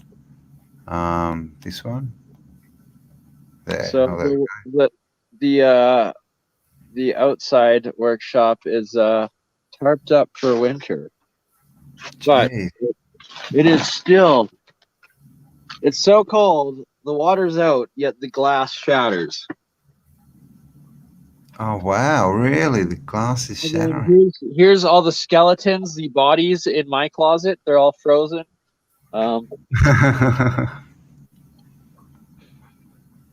You animal! Oh my God, that's his stash. So you can't do experiments through winter. That was burning when he was 20. You what? Oh, that was me when I was 20 years old. And one of my first T-shirt designs. Anyways, sorry. So can you not do experiments during winter? Not really, because like Mike actually brought the fact up, and then I think at the start of this stream I was playing Bob Greenyer, and I've confirmed with Jeremy Rice, AlienScientist, there that we're gonna, and with Bob Greenyer himself, he runs the Martin Fleischmann Memorial Project, but that it is real, actual radiation that comes out when you're dealing with anything but minimal voltage putting into the electrolysis, and it is real cold fusion. This is fact. It was covered up due to national security, but now that there is the UAP disclosure, it is a race to understand it, and cold fusion is the key. So now everybody is waking up to the new reality, and it was a Stanford article that me and Mike were talking about in the earlier stream tonight, talking about how you can use solar electricity to harvest HHO gas through electrolysis. And I brought up, it was discussed on my Facebook group last night too, but it's like, that's like using the telegraph, and the researchers like myself, but so many others, and especially Bob Greenyer, who it will be an honor to have on our stream. And we're scheduling, I should say, right away. I'll create the event here, also on Cambell's channel on YouTube here in the next few days. But it'll probably be sometime next year, in the next month or two, because he's a professor. He's the real Professor Cambell. He's the real deal professor. Wow. And he's been facing scrutiny his whole life, and now he's the hottest thing on this side of the coin, because, well, he actually knows what the F is up. And yeah, he like explains John Hutchinson's work extremely well too, and that is another guest that will be coming on that I've been talking to and approached as well. And he is Klingon Baroness Carla something Princess Hutchinson is the name of his YouTube channel now. But he just, yes, he likes to cross-dress, apparently. He exposed himself to lots of radiation, and he's still kicking, and he is one next hyperdimensional physicist and discoverer, so it will be an honor to have him on. And you know, if he's more comfortable with Crypto Burndo, the transgender robot, being on too, you know, like that's okay, because it's 2022 and discrimination F you, because everybody is their own person or persons, and whatever, you know, whoever's in you, let them out, and just enjoy building your UFO, because that's what's coming, and I know I'm doing that. A personal Merkaba. Exactly. Unless it's asking you to collect bodies and take them back to your freezing cold laboratory, don't let that voice out. Where's Aaron said? Aaron said he was just hitting up a quick bathroom break, and then he will be on. Oh, okay, you've sent it. Yep, cool. Did has anyone seen UAP put out a video? I think it was yesterday. Don't know, what was it called? Russia balloon energy or something. And he had this photo, and it. Yeah, oh man, that's some crazy atmospheric electricity, isn't it? Did you see that? Yeah, with the big balloon. It looked like there's a big I haven't balloon. seen that one yet, but I have seen the Russian ones from the past. I think it was Global Vision about like 8 years ago put out a bunch of those because he's like a straight Russian Tartarian channel. Yeah. People on his work before, but yeah, he showed that and highlighted it. And then there's also like a Paris version of it too, from the early 1900s. Yeah. I've got that. But it looked like there was a hot air balloon in the sky that was like completely lit up. Awesome. We need. Oh wow. Okay. Yeah, I need to see that. That's crazy. It's just called Russian something because he was talking about like the differential, right? Like it looked like it might have been tethered to a building, to a tower, creating a differential free energy. That's how they harvested. So I believe they had like a metal cable going up to the balloon, and it would go through the chimney and connect to through the fireplace to those two mercury orbs with a giant resistor between the two, and that would literally heat up your home without having a fire through electricity from the atmosphere. That makes perfect sense, and I guarantee you that's what it used to be. And I think there are paintings that show a bunch of little balloons coming out of chimneys. I swear to God, there is that. I was going to say, is that another reason for the vanilla skies? Is that what they're hiding? Probably. Why are these little balloons going out the chimney? Oh, because they were heating your homes for free from the atmosphere, using electricity for free from the atmosphere, like naturally. No CO2, no freaking charge, just a little hot air balloon. If you did that, like a big balloon off a big tower, could you turn that balloon into the higher you go, the higher the differential, the more charge. Could you turn it into a light source? Oh yeah, man! Like that's what those vacuum tubes are all about. That's the thing. You don't need the hot electricity in those incandescent, wasteful bulbs. That's what I'm talking about. It's like it's literally like a radio frequency.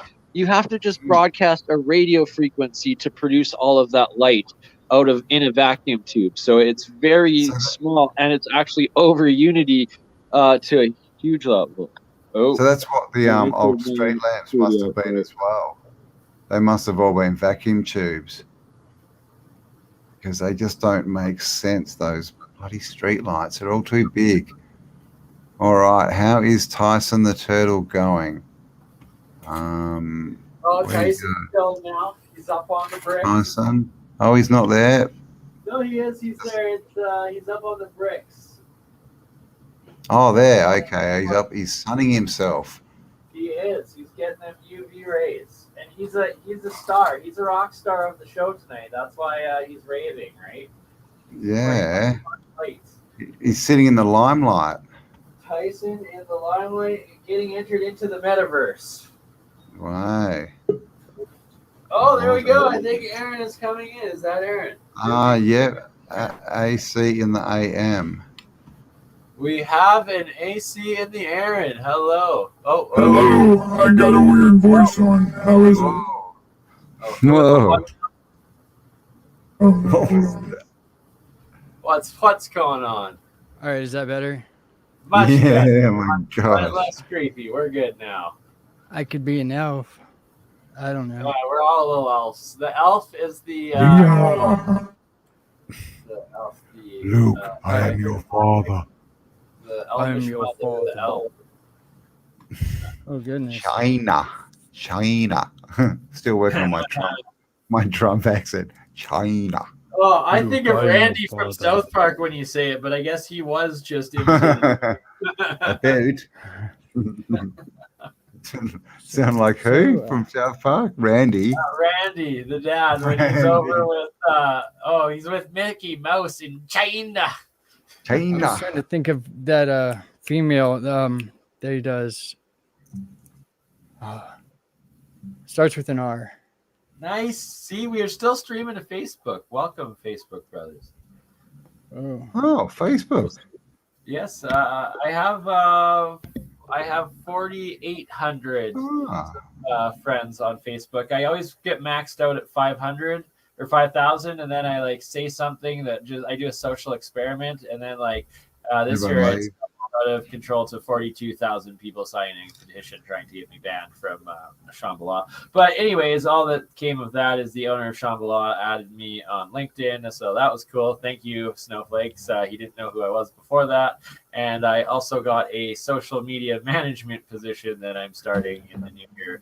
Thanks to that as well, because all media is good media in the new metaverse age. So, Snowflakes, you can hate me all you want, but I eat you because I am what in Alberta is known as the Chinook. The Indians call it the snow eater, and The snow. Oh, he's eating the snowflakes.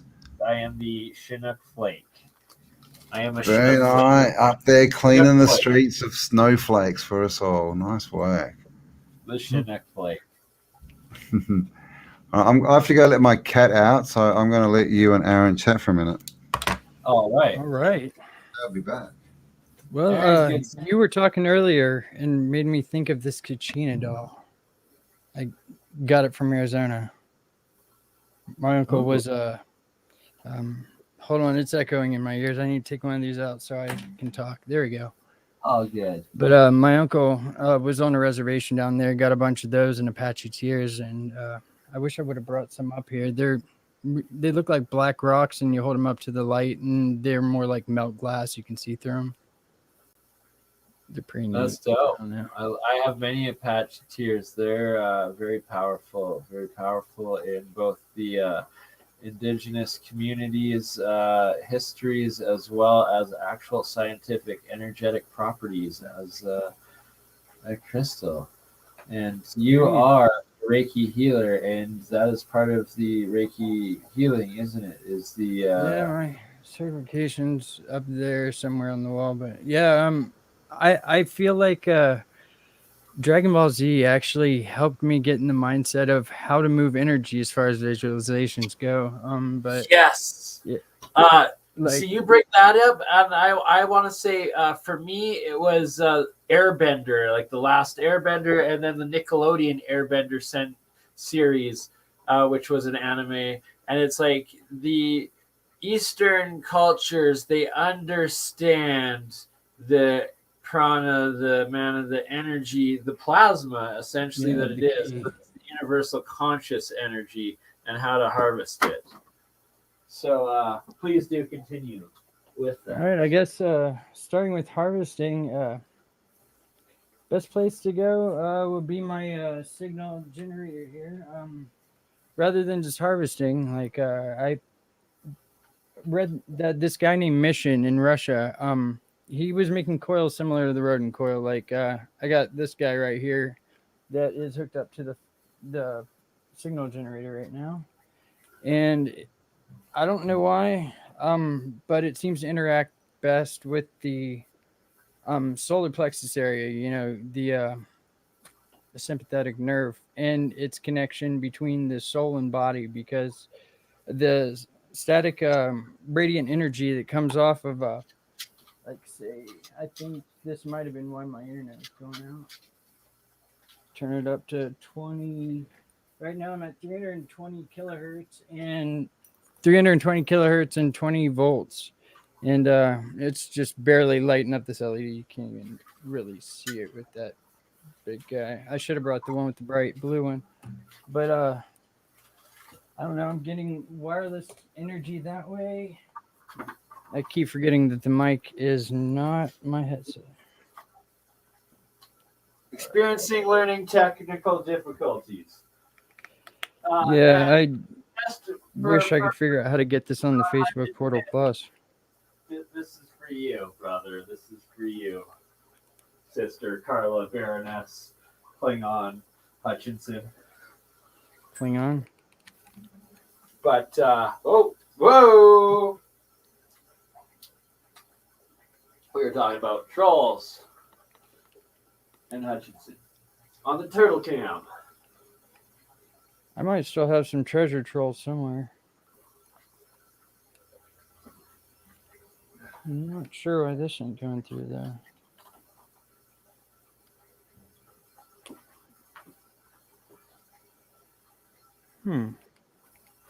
Well, my mission coils aren't actually coming through tonight, but this one puts off rather, I don't know, wide, sort of not as dense field that is good for like skin conditions, things like that. And this right here, this is my favorite little guy, the Taurus. It penetrates deeper. It seems to actually be really good at clearing out kidneys. And you can actually adjust the dial on this or hook it up to a signal generator, and you can actually go to square wave. And square wave was known for helping get rid of cancer and stuff like that.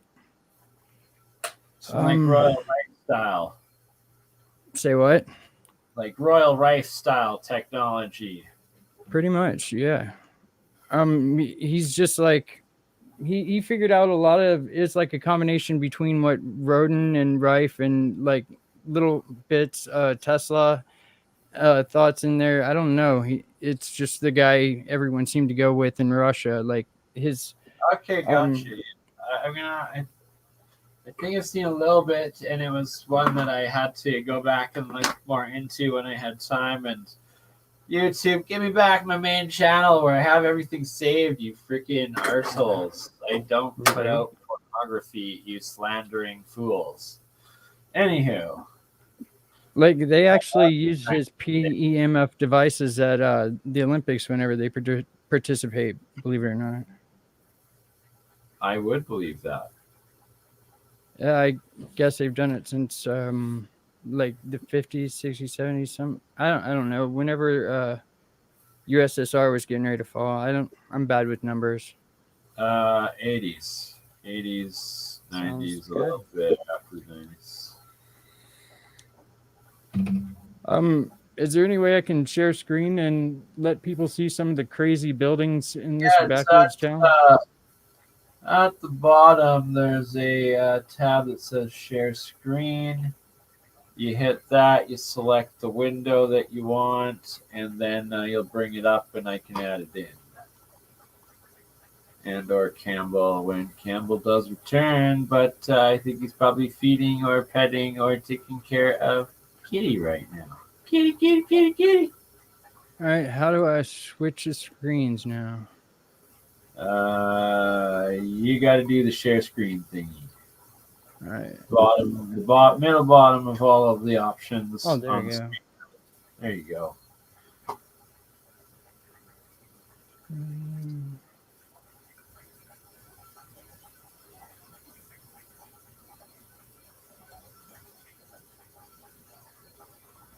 All right, yeah, I probably gotta. There we go. How's that? Yes, sir. There we go. Boom. All right. Just like that. Capital. Good boom. We're good. No cool deal. Pornography, or I will find you in the real world from the metaverse and slap you somewhat sideways. Anybody. For once. Pornography For online. once, I actually prepared. I love it. Prepared. He's good, Cambell. We're good. All right, I'm going to start off with the Capitol building here in West Virginia. At one point in time, it was known as the largest gold dome in the world. I don't know if it still holds that title. Wow. And look at how it goes all the way to the river with the stone capacitance and resonance and whatnot there. That's, ooh-wee.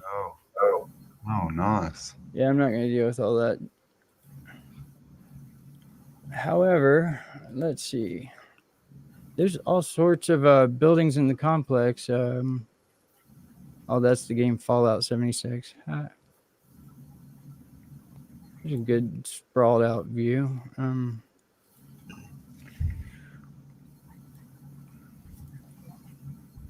Maybe.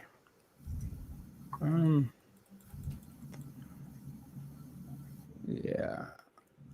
I don't feel like finding how to enlarge it at the moment. Let's skip along to the next page. I have of these things up here.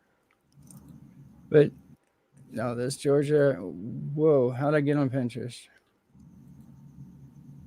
There we go. Probably still there. And yep, that's not all West Virginia. All right, we're going local. This place called Fort Borman.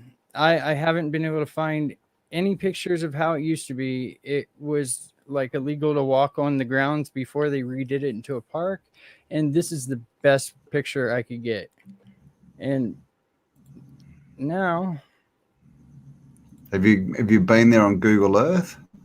I've been there in person. This is just a 2-minute drive from here.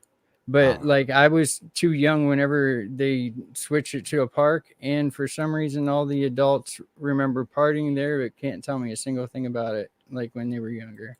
Like by adults I mean like people over 50, I guess. Yeah. But this is what they turned it into. There's a big hill that kind of looks like it might be maybe some sort of earthworks, and you can find all sorts of arrowheads around here. But wait, right there. I do not know how to make that larger. Control plus. We'll go in.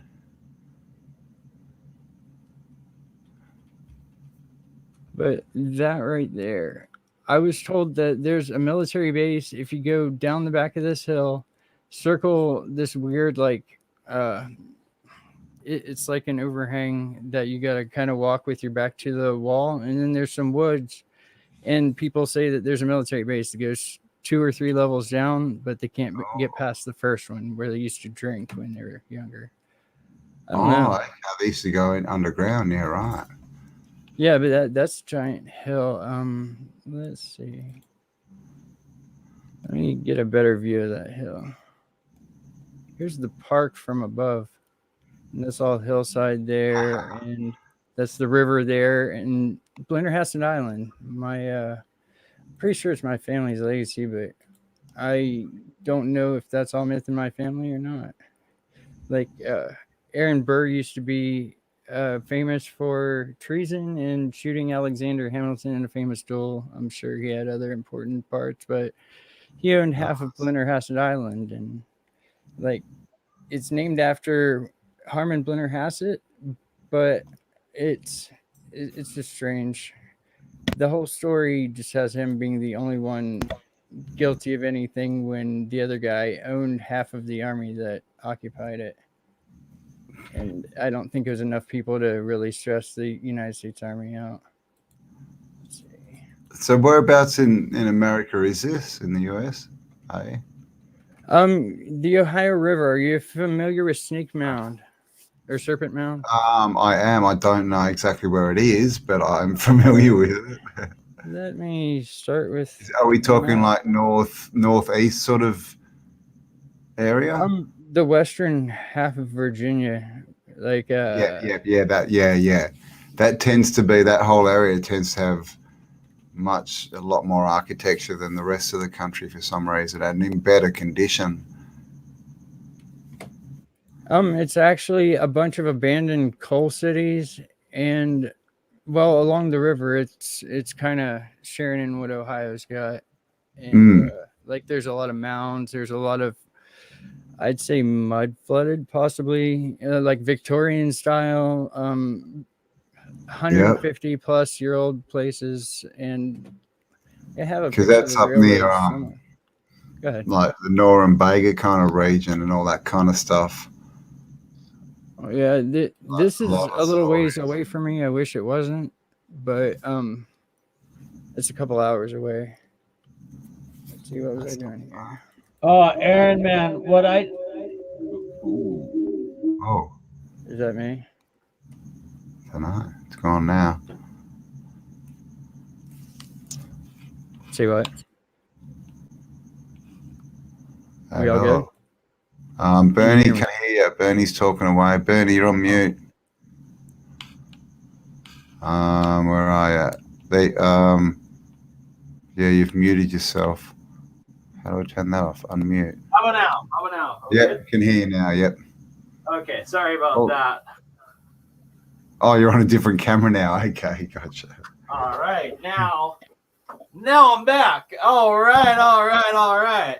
So, All right. and why Campbell is in that Walmart-looking wife beater is because it is 38 Hey, man. plus. It's got a picture on it. Oh, never mind. It's actually badass. I'm sorry. I take that right back. I would never wear a plain white T-shirt. Singlet. That's just horrendous. That's why I was trying to make fun of it. Yeah, I know, right? Yeah, so you're from Canada, man. You know about those trailer park boys. Are minus 38 where I am. I forget what the hell I was going to say now. Oh, yes. I've literally had the air conditioning on for 3 days. Around you, I need you to take pictures of and document the different layers of them because they're said to be a foot of this type of sand, a foot of charcoal, a foot of this, and then alternating down and stuff in lots of the mound pyramids in that region. Mm-hmm. And if you can do that for me, would be greatly appreciated because I'm going to do the same to these pyramid-shaped badlands of the world-famous Drumheller that is riddled with dinosaur bones and riddled with pyramid-shaped hills with flat tops that are exactly as I just described of what I'm asking you to take pictures of. And I would like to prove that they are really a lost city of ancient pyramids.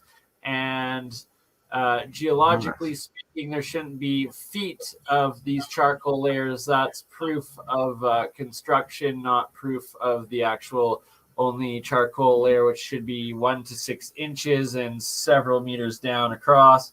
That is the KT or KY boundary from the main impact of the Jurassic age that wiped out the dinosaurs according to mainstream academia, but definitely not alternating 1 foot layers in symmetry of other layers that also align to the cardinal points and are in pyramid shaped, but where you live they're called mounds, where they're pyramids, and where I live I would like to prove the same.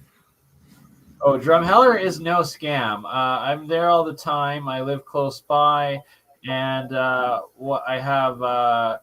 I'm the godparent to some beautiful twins that live there. They're 7 years old. One night when I was staying over there, I went outside for a smoke at 3:30 in the morning, and literally either pterodactyl or a thunderbird flew over me. My entire body froze. I got the chills. It blocked out the light of the moon. I had my laser pointer on me. I got the laser on it. It was going so fucking fast. It was so high up. It was freaking huge. And that, believe me or not, I experienced it. And I actually got a laser, I'll show you the laser pointer. It's a strong laser. You're actually not the first person I've heard say that. And it was huge. And it was cruising, and it was blocked out the moon from the sun, how high it was. So yeah, this laser, I got it on it. It was 600, 800, maybe higher feet up, and it was huge. And I felt like prey. How far north? No, this is so it's northeast of Calgary by an hour's drive. It's So it's pretty north. Yeah, but it's I saw today. What's sorts that guy's name? That mainstream anthropologist guy who's written lots of books. Oh, I can't remember his name. Brian Forrester. No, he's Brian Forrester is awesome. Come to me in a minute. But he was talking about dwarves and pygmies and stuff. And how there's a big documentary. Didactic Channel, right? You what? You did a show recently on dwarves, didn't you? Yeah, I did. But he was talking about dwarf war. There's all these the islands like with reports the, about the dwarfs hobbit having people and, wars the- with Robert giant Sepper? storks. Robert, Oh, is it, Sepper? Zephyr? Oh, is it Yeah, Robert yeah. Is that Sepper? his name? Yeah, Robert Zephyr. Yeah, Yeah, Sepper. He's decent. I don't mind his work. Zephyr. That's it. Yes. Yeah, Yeah, that dude. so the Doloms, that's huge across Russia, Siberia, and the Slavic lands of like Sweden, Finland, and whatnot, Holland. But the Doloms, and that Rex was showing that there's Doloms even across America and like Montana and stuff. That's right close to where I am. Golems. No matter where you go. Dolmens. And like so Doloms Oh, are like dolmens. these megalithic structures that you know what a Dolom. Yeah, Dolmen, Dolman. Yeah. Dolmen, yes, Dolmen. It's Sorry. just your And, weird Canadian accent, man. Yeah. You got it. But it's a boot, eh? So What's it about? What's it all about? It's about how the doors in the Doloms are the size of a freaking gnome, and it had to be made by a giant. Oh, yeah, right. Cool. Stories everywhere in the world says it was made by giants for gnomes. Nice. Yeah, New Earth shows a lot of the stuff in Russia too, of all that kind of stuff. And they just unearthed a village in, I think it was Croatia this year. But yeah, he was talking about these giant storks, and the gnomes were being hunted by giant storks. So maybe it was a giant stork that you saw. Seen a lot of rocks that grow too. I swear to God, this thing was so Tyrell Museum. I've been going to my whole life since a little kid, and like I've seen the real like dinosaur bones come out of the ground, get cleaned up, and built into these things. Like whether it's a dragon, whether it's a dinosaur, whatever the heck it is, I literally have my own fossils that I've dug up from. So are there lots of mountains around there? Around here? Or where he's talking Where about? Bernie's talking about, where where have you gone, Bernie? Or should we go back to, now he's gone, now you can talk, Aaron. I'm busy. I'm easily paused and reset, but I don't know. This is the courthouse. Say what? I say we're all reset. Right. The bones are there. I He's experienced. still trying to life. talk. He's not even in the screen, and he's still talking. I don't even know who's in what screen where. There we go. There you go. All right. So the courthouse, it looks definitely mud flooded or built up. I mean, the stairs are at an incline like this, and then it go up probably 2 or 3 floors. There's several floors that are really thick glass, and it's got spiral staircases throughout the entire inside, and lots of half buried windows. It looks like it goes up at the back as well. Oh, it's that way on all 4 sides. Well, See? like except for the tower itself, which still has a bell that rings. Oh, nice. Definitely, all the ceilings are probably the size of a giant. The old courthouse has giant size, like double courtroom doors, and it's crazy. Let's see, a random like mansion that we have downtown. There's a bunch of them, and some of them look really old. I don't know if that's a picture or a negative. Clocks? Yeah, that one has a smaller version of it, still in the same place.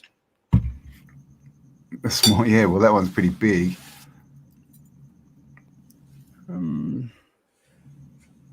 I believe I'm running out of pictures. I deviated from where I started when I was going over this earlier. Oh, gone sideways. That's all right. We tend to go sideways quite often. We need a building whisperer. The building whisperer. So I guess my mom's great-great-grandfather was Aaron Burr, and him and Blennerhassett tried to split. That is not the right island. I think that's one in Pennsylvania or something. What the heck is going on here? All have their islands, don't they? Yeah, especially weird little ones. This one was sacred, though. That's why I don't believe the narrative. Let's see here.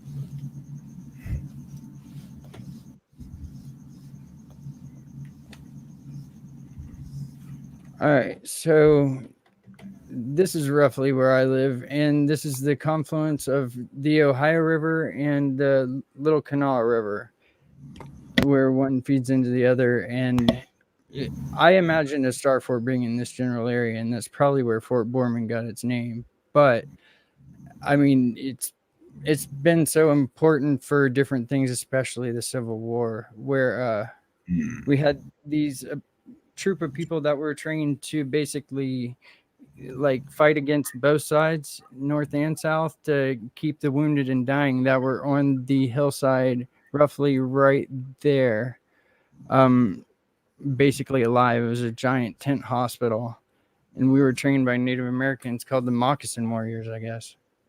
Lots of weirdness. Yeah. Yeah, Well, it looks like an old world city with that island in the stream.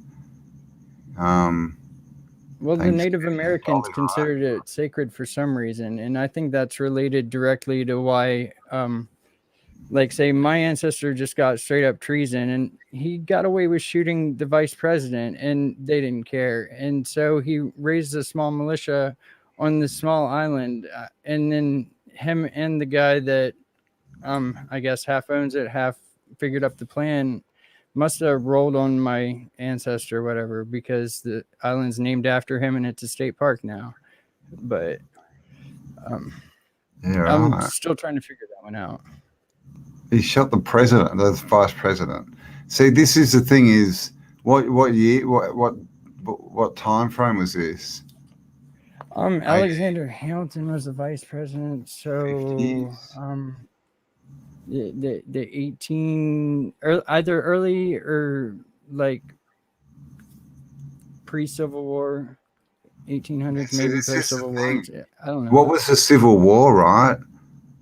Like, oh, I know, like Tecumseh's what it's bow looking ties. like is it's looking like that, you know, whatever, who, you know, the civilization that was there when, you know, the English arrived. I think they were still there and functioning for a couple of hundred years, and then I think it was all 1800s when it all got the Civil War was just and all these other wars, right? They were just takeover wars, and they were just wiping out the old civilization then, I think, and taking over their cities. I agree wholeheartedly. Because like Washington so looks like it's stuff here. Norumbega. Like, have you looked into Norumbega? I just saw a little bit about New Jersey and New York, both those being like candidates for that place, but I don't recall a whole large amount. Got a map, and basically it says Norumbega is pretty much where Washington is. But I mean, there's so much. There's not a lot of information on it. Yeah, Washington D.C. Yeah, sorry, not the state, the city. Yeah. According to that Jared Boosters guy, like he said, it was almost in his area in Pennsylvania, like which is only like 2 hours it's all away the from the same borders for me. Yeah, that whole area. I mean, I think there must have been a lot of big cities around there. These are the mountains that are like 10 minutes up the river in Ohio. I'm trying to find a good picture.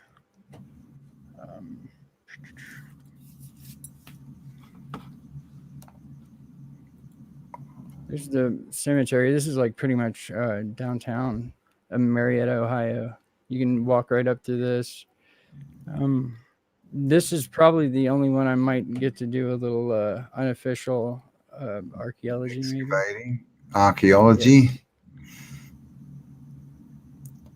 Yeah, that's the thing. I mean, there's some in Perth, but you know, they're always like the War Memorial. I can't get out there with this shovel. I might get arrested.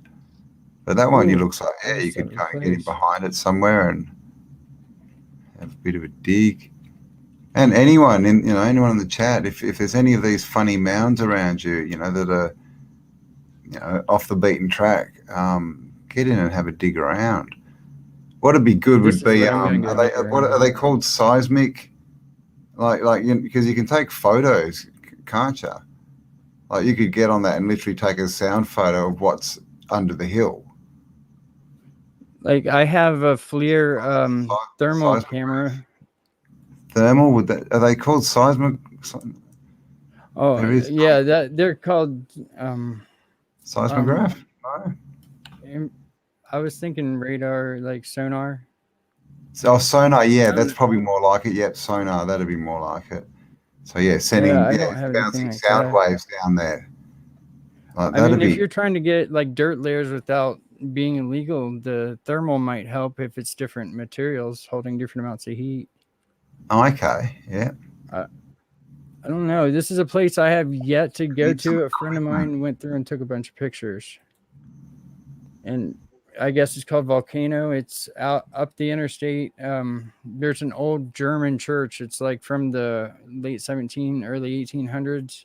And you go through the woods and follow this lake through a state park, and bam, you end up at all this crazy abandoned place called Volcano. Oh, wow, look at that.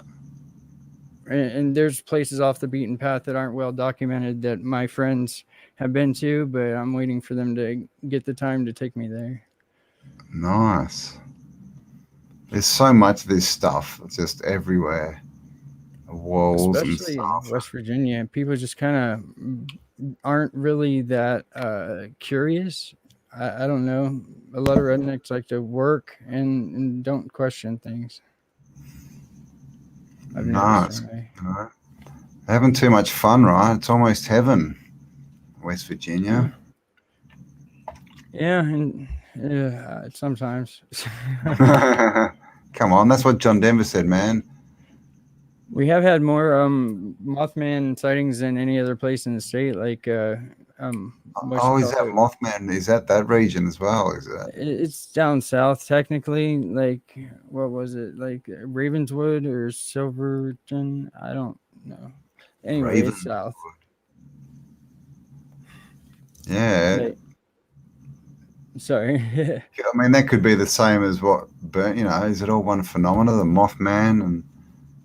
Because that thing's supposed to fly around. They had red eyes, didn't it? Flew around. Yeah, I've heard a lot of different things, like hands turning red and things like that. I have something that fits a lot of those descriptions on my channel. You can just barely tell. It's like a creature inside of a little kid's playhouse in the background of a CCTV camera scene. And there's no external light sources, and you just see it glowing coming from within this, like, whatever this creature is. And it stands up slowly, and it's very difficult to make out unless you're watching it on 4K. And so, I don't know, but it's clearly there. The infrared spectrum picks up demons, right? And how you just said it came out like reddish. That would make sense, like you saw one manifesting there. Yeah, it very well could be. It's my buddy's girlfriend's footage. So when I try to access lovely YouTube from my cell phone, it still gives me the sorry, this account is rejected. And because I was on my Twitter, and Annex T, if you've never heard of Annex T, he does Adept Initiates. And he has done so much esoteric work, and he's always in the Great Pyramids and exposes a lot of esoteric and occult knowledge. He sent me an invite to join his live chat, and I've invited him on our podcast too. He started following me on Twitter a few weeks ago, but I've been talking to him for years. With my official account before, savages. Come on, at least take it down where my name connected to my university Google account. Multiple violations of pornography. Like, that is like so. Like, I know, if it didn't have that, it'd be better. But just take a photo and like frame it, and then everyone else has their Google Plus. That can be yours. I think it's better. Like Like having your channel like deleted is a much better Google plaque than actually like them saying, "Yay, we love you." I don't need the 500,000 subscriber plaque. All right, I just have the Just axe my channel. I'll take the deleted picture instead. I wonder what I've got to. I wonder if Instant Karma's still up there somewhere. Oh, the channels we've lost. That's all. A few minutes silence Right for the now, channels the we've lost. Karma project. Hey, how about some good karma? Nope, that's not allowed. Yeah. I don't even know what that got cut for. That got done in one day. What's so offensive about karma? Like, no, we Yeah, can't I know, have right? karma out there. Some instant karma? No, that is not allowed. No, it's because, if we would, if we had skinny jeans on and blue hair and we were telling people to be offended, then we'd still be up. Do you guys feel like this organ would be worth checking out? I've been wondering this for a while. And All of about them the are. above it? It's a proper pipe one. The hydrogen atom? Who was that sitting in front of that organ? What's inside of? Pardon? Who was that sitting in front of it? That's a But look nice at the big arches. building. It's got the Walter Russell arches at the doorway. Is there someone yeah, like sitting in like a little chair? That's like I believe that's where they do the whole holy water thing. I don't know. Yeah. Lutherans like half Christian, half like Catholic. I don't know. I'd say that's not the whole organ. It's definitely worth having a look at, but it looks like they've taken a lot of it away. Oh yeah, and the pipes. Let's find a better picture of the inside there. And most of them, a lot of these like cathedrals, like the pipes are in like the basements of the cathedrals. They just take them apart and just, Yeah, there's a lot of under that level too. I haven't actually been under the back of the pipe organ area, but my aunt, as long as she's still alive, she would be able to give me a tour. Oh, nice. Yeah, Like, getting there give with me a full camera. access. So. Because a lot of them, they go down a floor because they're big. They're so big. Like they've got all these bits that, all the connections that underground or in the lower floors. But yeah, like it's You just don't how I hear 'em. learned about the power of suggestion. That's for sure. Yeah. And the problem is I don't think we even have people who can play them anymore. If they were even played, who knows, mate? They'd probably would have been run on some kind of automatic thing, you would have thought. Oh, someone plays those. I know that much. Yeah, I don't they know have if they their play every single players pipe. now, But it's they're not playing like the proper, somatic sounds and frequencies, are they? They're just sort of playing hymns. How come we have hymns and not hers? I wonder. I wonder if this even has a resonant frequency with the. Does it have a bell? Is that the one with the bell? It's got a bell, but If you can find out the frequency of the bell, that should be the frequency of everything: the building, the organ. See, the bell is way in the back. I was figuring that maybe there'd be just one cymatic symbol there, but no, the bell's way up there. Right over the organ, actually. Maybe that window there's the cymatic window in that tower. That's good thinking. They might have replaced it. It's vented. But they it's hard to tell. You just never know how much they've refacading they've done. Yeah, I'm gonna try and get a good. Like That's not the only church that I can go through too. There's a bunch of old Catholic ones downtown where it used to look like London, England, or something back when it was in the 20s. Oh, nice. And now it's all just run down and burnt down. That's a big building. It seems a lot smaller when you're there in person. Really, it looks huge. Just the look of it. Maybe it's very tall or something for its width. Oh.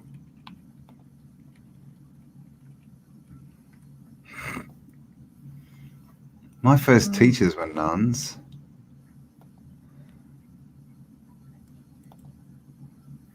Actually, my first school still had a convent. Like, it was a convent basically with a school on the grounds, and we got taught by all the nuns. I almost had to go to one called DeSale Heights. It got shut down for all this weird abuse and stuff. Oh, no. It's supposed to be haunted now. And luckily, mine were nice nuns. Well, you know, there were no priests there, and nuns are normally, well, the ones Here's I were the downtown haunted hotel. That's one of the oldest buildings in the city, which has 2 stories of being constructed. It's got what? It has 2 different stories of being constructed. Like, one has being a couple of different old businesses, and then another one has the guy that supposedly haunts it, having it constructed and then moved there. Yeah, right. There you go. So they don't even know who built it. They never even do. Like, there's so many stories, and they don't even, they just tell you, you know, it might have been built then, it might have been built then, we're not sure. So many facades. It's just dumb. I just find one that really amazed me, having known all these places. A lot of it was burned down by the 30s, 40s, though.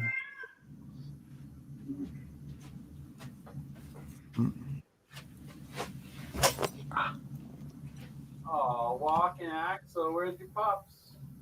You'll get new pups if you lost your pups. It looks to me like it used to be something else there. God. Hey, kitty. Campbell's kitty.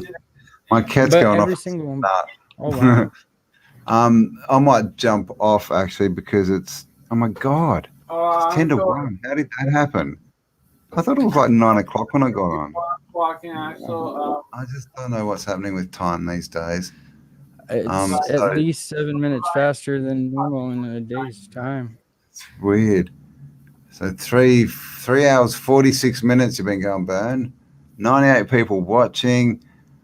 So yes, thank you all, love you all, but I might go and catch a few hours sleep. Puppies go several cycles within a human cycle, so we all lose our puppies and you have them buried under the pomegranate tree. But the universe will provide the new puppy in the next chapter soon enough when the time is right. And it sounds like you should start considering the puppies you see, because why not take another one on if you miss your old ones? I want a puppy. Let's get Cambell a puppy. I want a puppy, but I've got to move out. I've got to move. I've got to. You got to get in the caravan. Yeah, well, yeah, I've got to get down to some land. I think we need to get Cambell a beagle. Just a beagle. What was that? I think we should get you a little beagle, not a stuffed beagle, just a beagle. A beagle? I don't know if I'm Can you ship dogs overseas? I want to get like a We need to get you a mastiff like T2, so he will protect you against bears and kangaroos. Yeah, mastiffs are cool. Or a big bully. I want a short hair.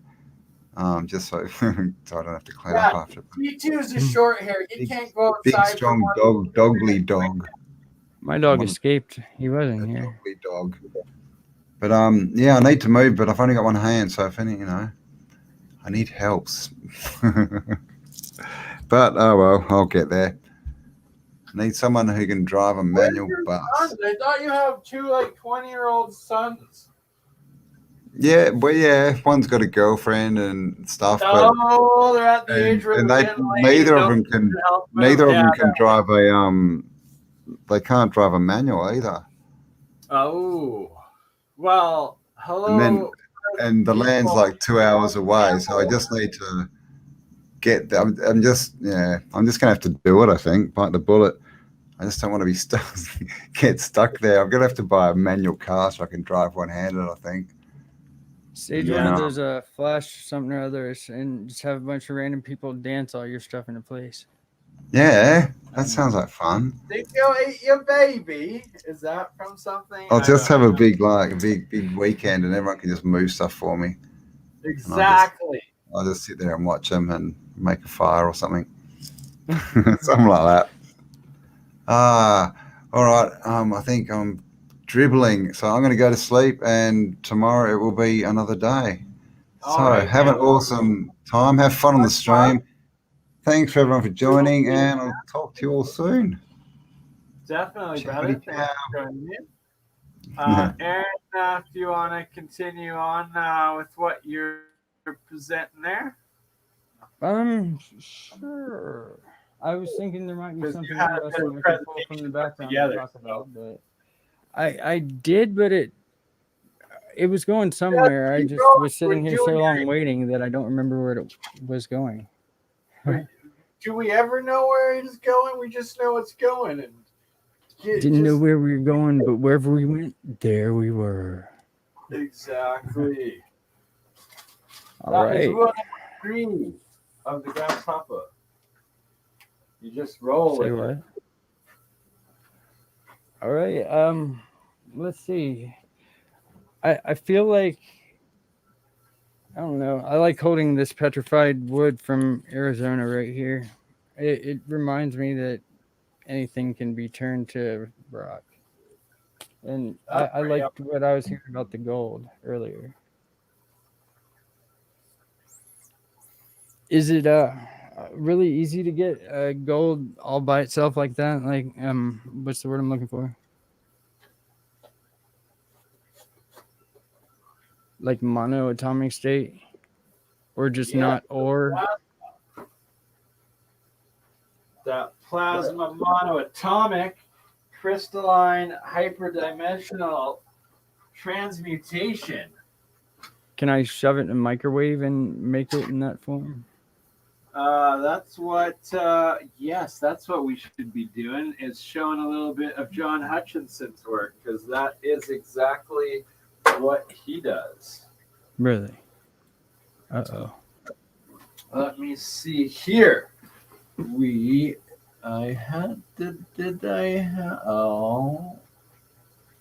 go. Klingon Baroness Princess Carla Conniption Hutchinson. That is the legendary John Hutchinson's new YouTube channel. It is posted at the very beginning of the comments of the live section of the stream. But don't worry, everybody, because boom. What? Oh, come on. I think there I it started sharing is. at the same time. Klingon Baroness Princess Carla Conniption Hutchinson, the legend, the man, the myth, the girl. I don't know. We love him. He's coming type on this the down. show.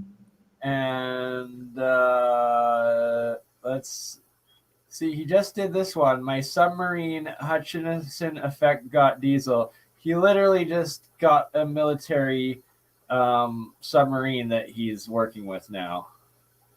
This was streamed from his channel earlier today. Come on. There we go. What's the name of that channel one more time? You really gonna make Klingon Baroness Princess Carla Conniption Hutchinson? Why is there no sound? I don't know. All right. Well, there's no sound on that one. Let's see if we can get some. He's got it. He exactly. Oh, I should post that in. Yeah. Can you? Here we go. Boop, boop, boop, boop, boop, boop, boop, boop. All destinations.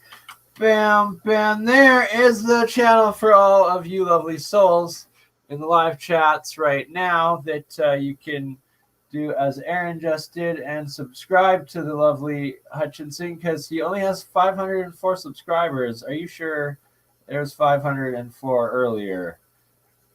Make All sure right. subscribe. No silly videos yet. 16 hours ago. Let's see what he says. See, I already gave him a thumbs up because I love John. Why is there no sound? Can you guys hear the sound? I cannot. Cannot hear sound.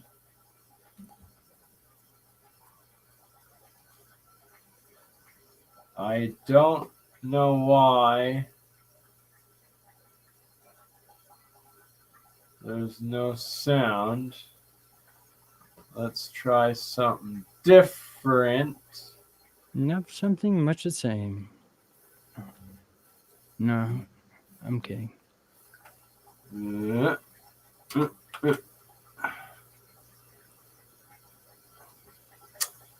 Come on, new browser.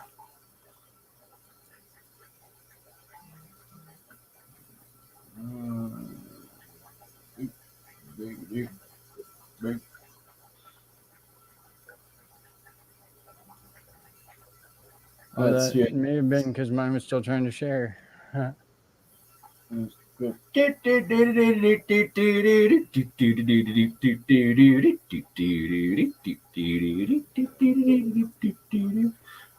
ever seen a pog maker?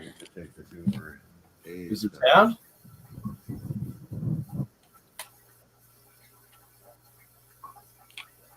I think there was.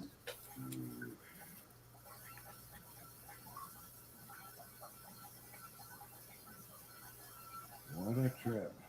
What a illness. COVID-19 experience. I can hear him, but he sounds almost hungover. Not hungover, he's just fucking old. How much do you frequency that? You're hungover. Totally vaporizes them, I guess it's Look, he's drinking water. Don't judge a man. radiation. Radiation. I heard that. He's smoking. I like it. It's triggering me to go for a smoke while this video continues to play. I noticed weed and that's kind of stopped. Oh, come on, let's go. Oh.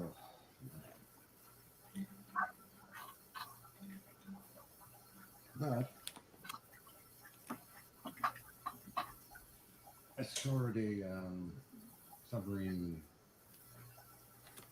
periscope, solid brass, 100 pounds, but it's for less than scrap price. Got reship, pick it up and deliver it here. I treat myself for Christmas present. And eventually I'll get that thing from WCQ radio station in Maine. I can't remember the, I don't know.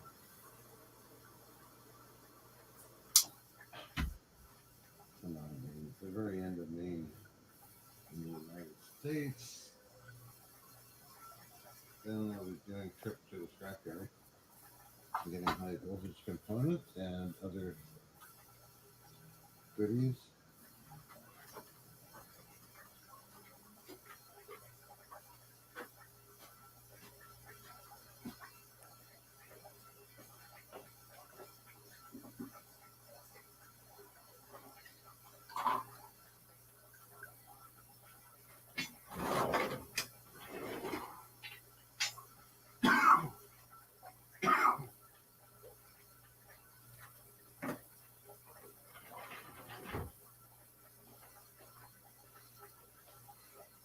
Buffering? Why is it buffering? All right, well, let's not do that, and let's go back to the submarine one because I want to hear more. Hey, we got at least 5 people that went in and subscribed to John. That is awesome. Keep it coming. This man is a legend. He's a hero, and we need to encourage getting him on here sooner than later to share his experiences with his life's works. Making me reload. Stupid buffering. Yeah, I was having lots of issues with it earlier.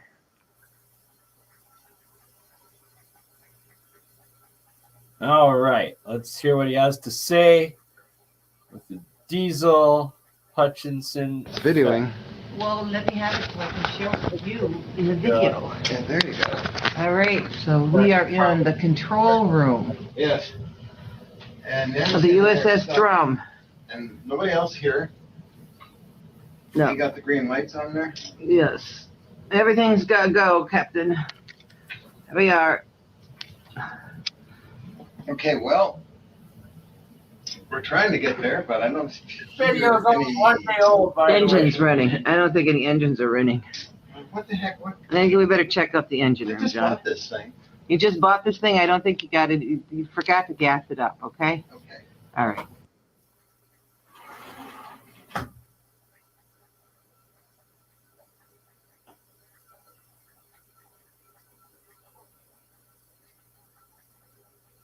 Alrighty.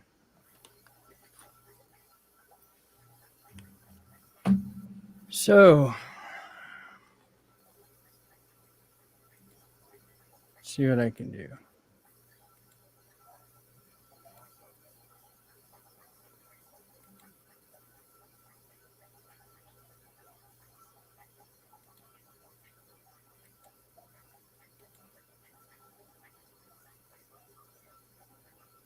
Nada.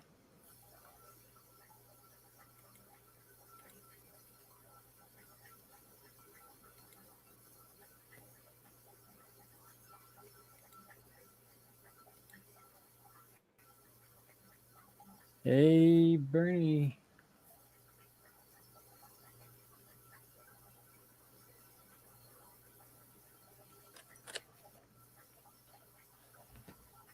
Yep, I can't stop restarting things, so watch this.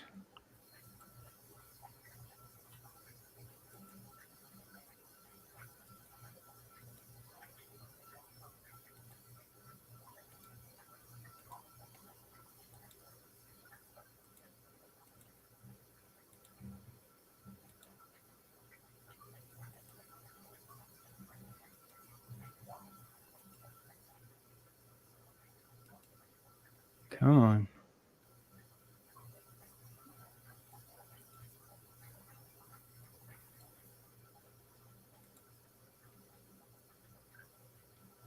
My computer's being odd now.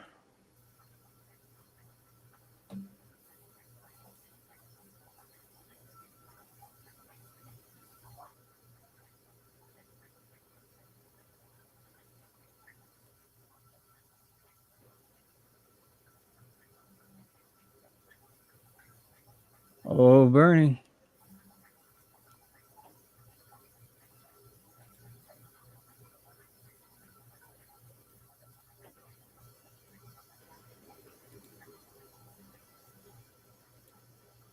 Bernie. That water's kind of soothing, though.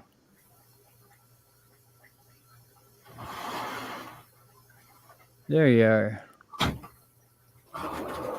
Oh, okay. Video ended. Sorry about that, guys.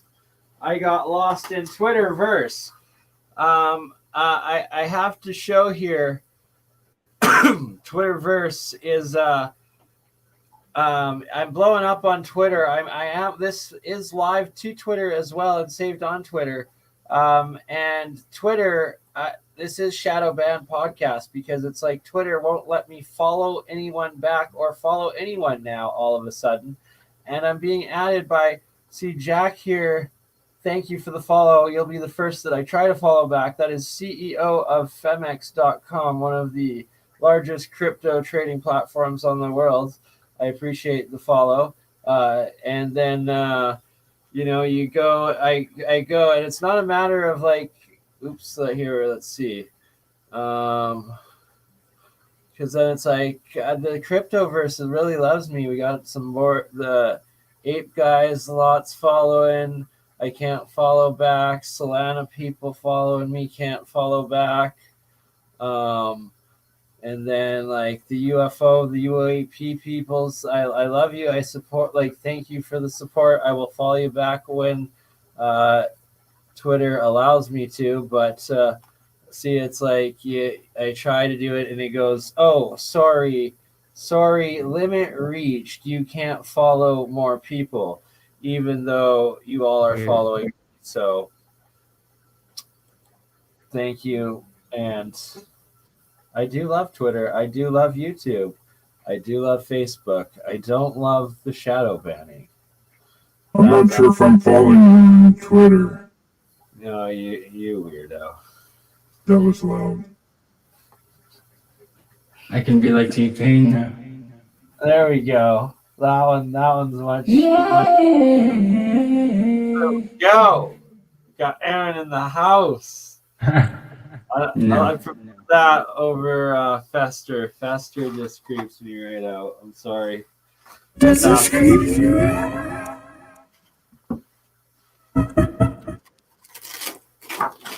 All right. So, anyways, that was John Hutchinson on a submarine. Most recently, and there's other videos on his channel of him on a destroyer recently as well, filming freely and clearly having some sort of support and work by the military, which is good to see. This is a partner channel of the 48-hour stream. This is actually the main conference that I based the 48-hour stream around, which is American AntiGravity, APEC, Alternative Propulsion Engineering Conference. Usually runs for about 8 hours every second Saturday. Multi-streamed by the partner channel AlienScientist. Huge, awesome community family over there. Falcon Space. Jeremiah joined the technicians, and then of course Tim Ventura, who is APEC, and he also features Hutchinson quite a lot too. And these are the real sciences that are what our multi-dimensional matrix and existence are.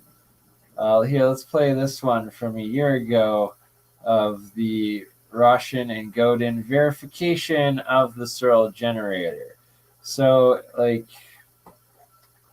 anyone that just tries to debunk any of this stuff these days, it's like, you're an idiot and debunk yourself somewhere else, please. Because there's UAPs out there, and I want to build my own. Come on. Buffering.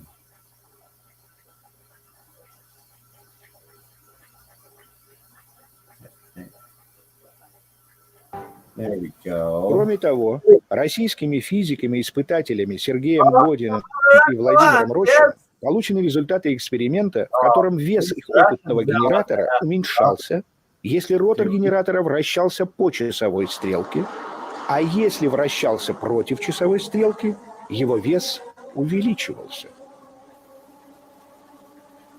Такой результат экспериментов можно объяснить именно взаимодействием установки со структурой среды, которая при деформации может оказывать влияние на гравитацию и инерцию тел.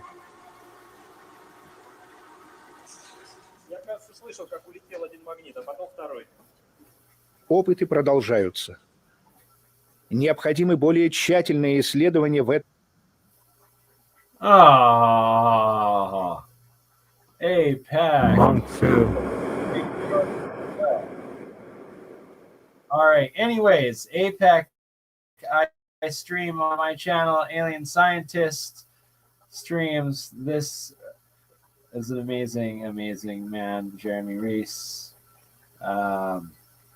We're doing Bob Greenyer together here very soon. I've done many a joint stream with this man.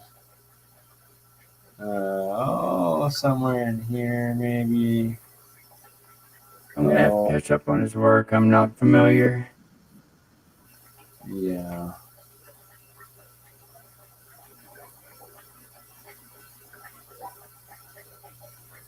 I don't know.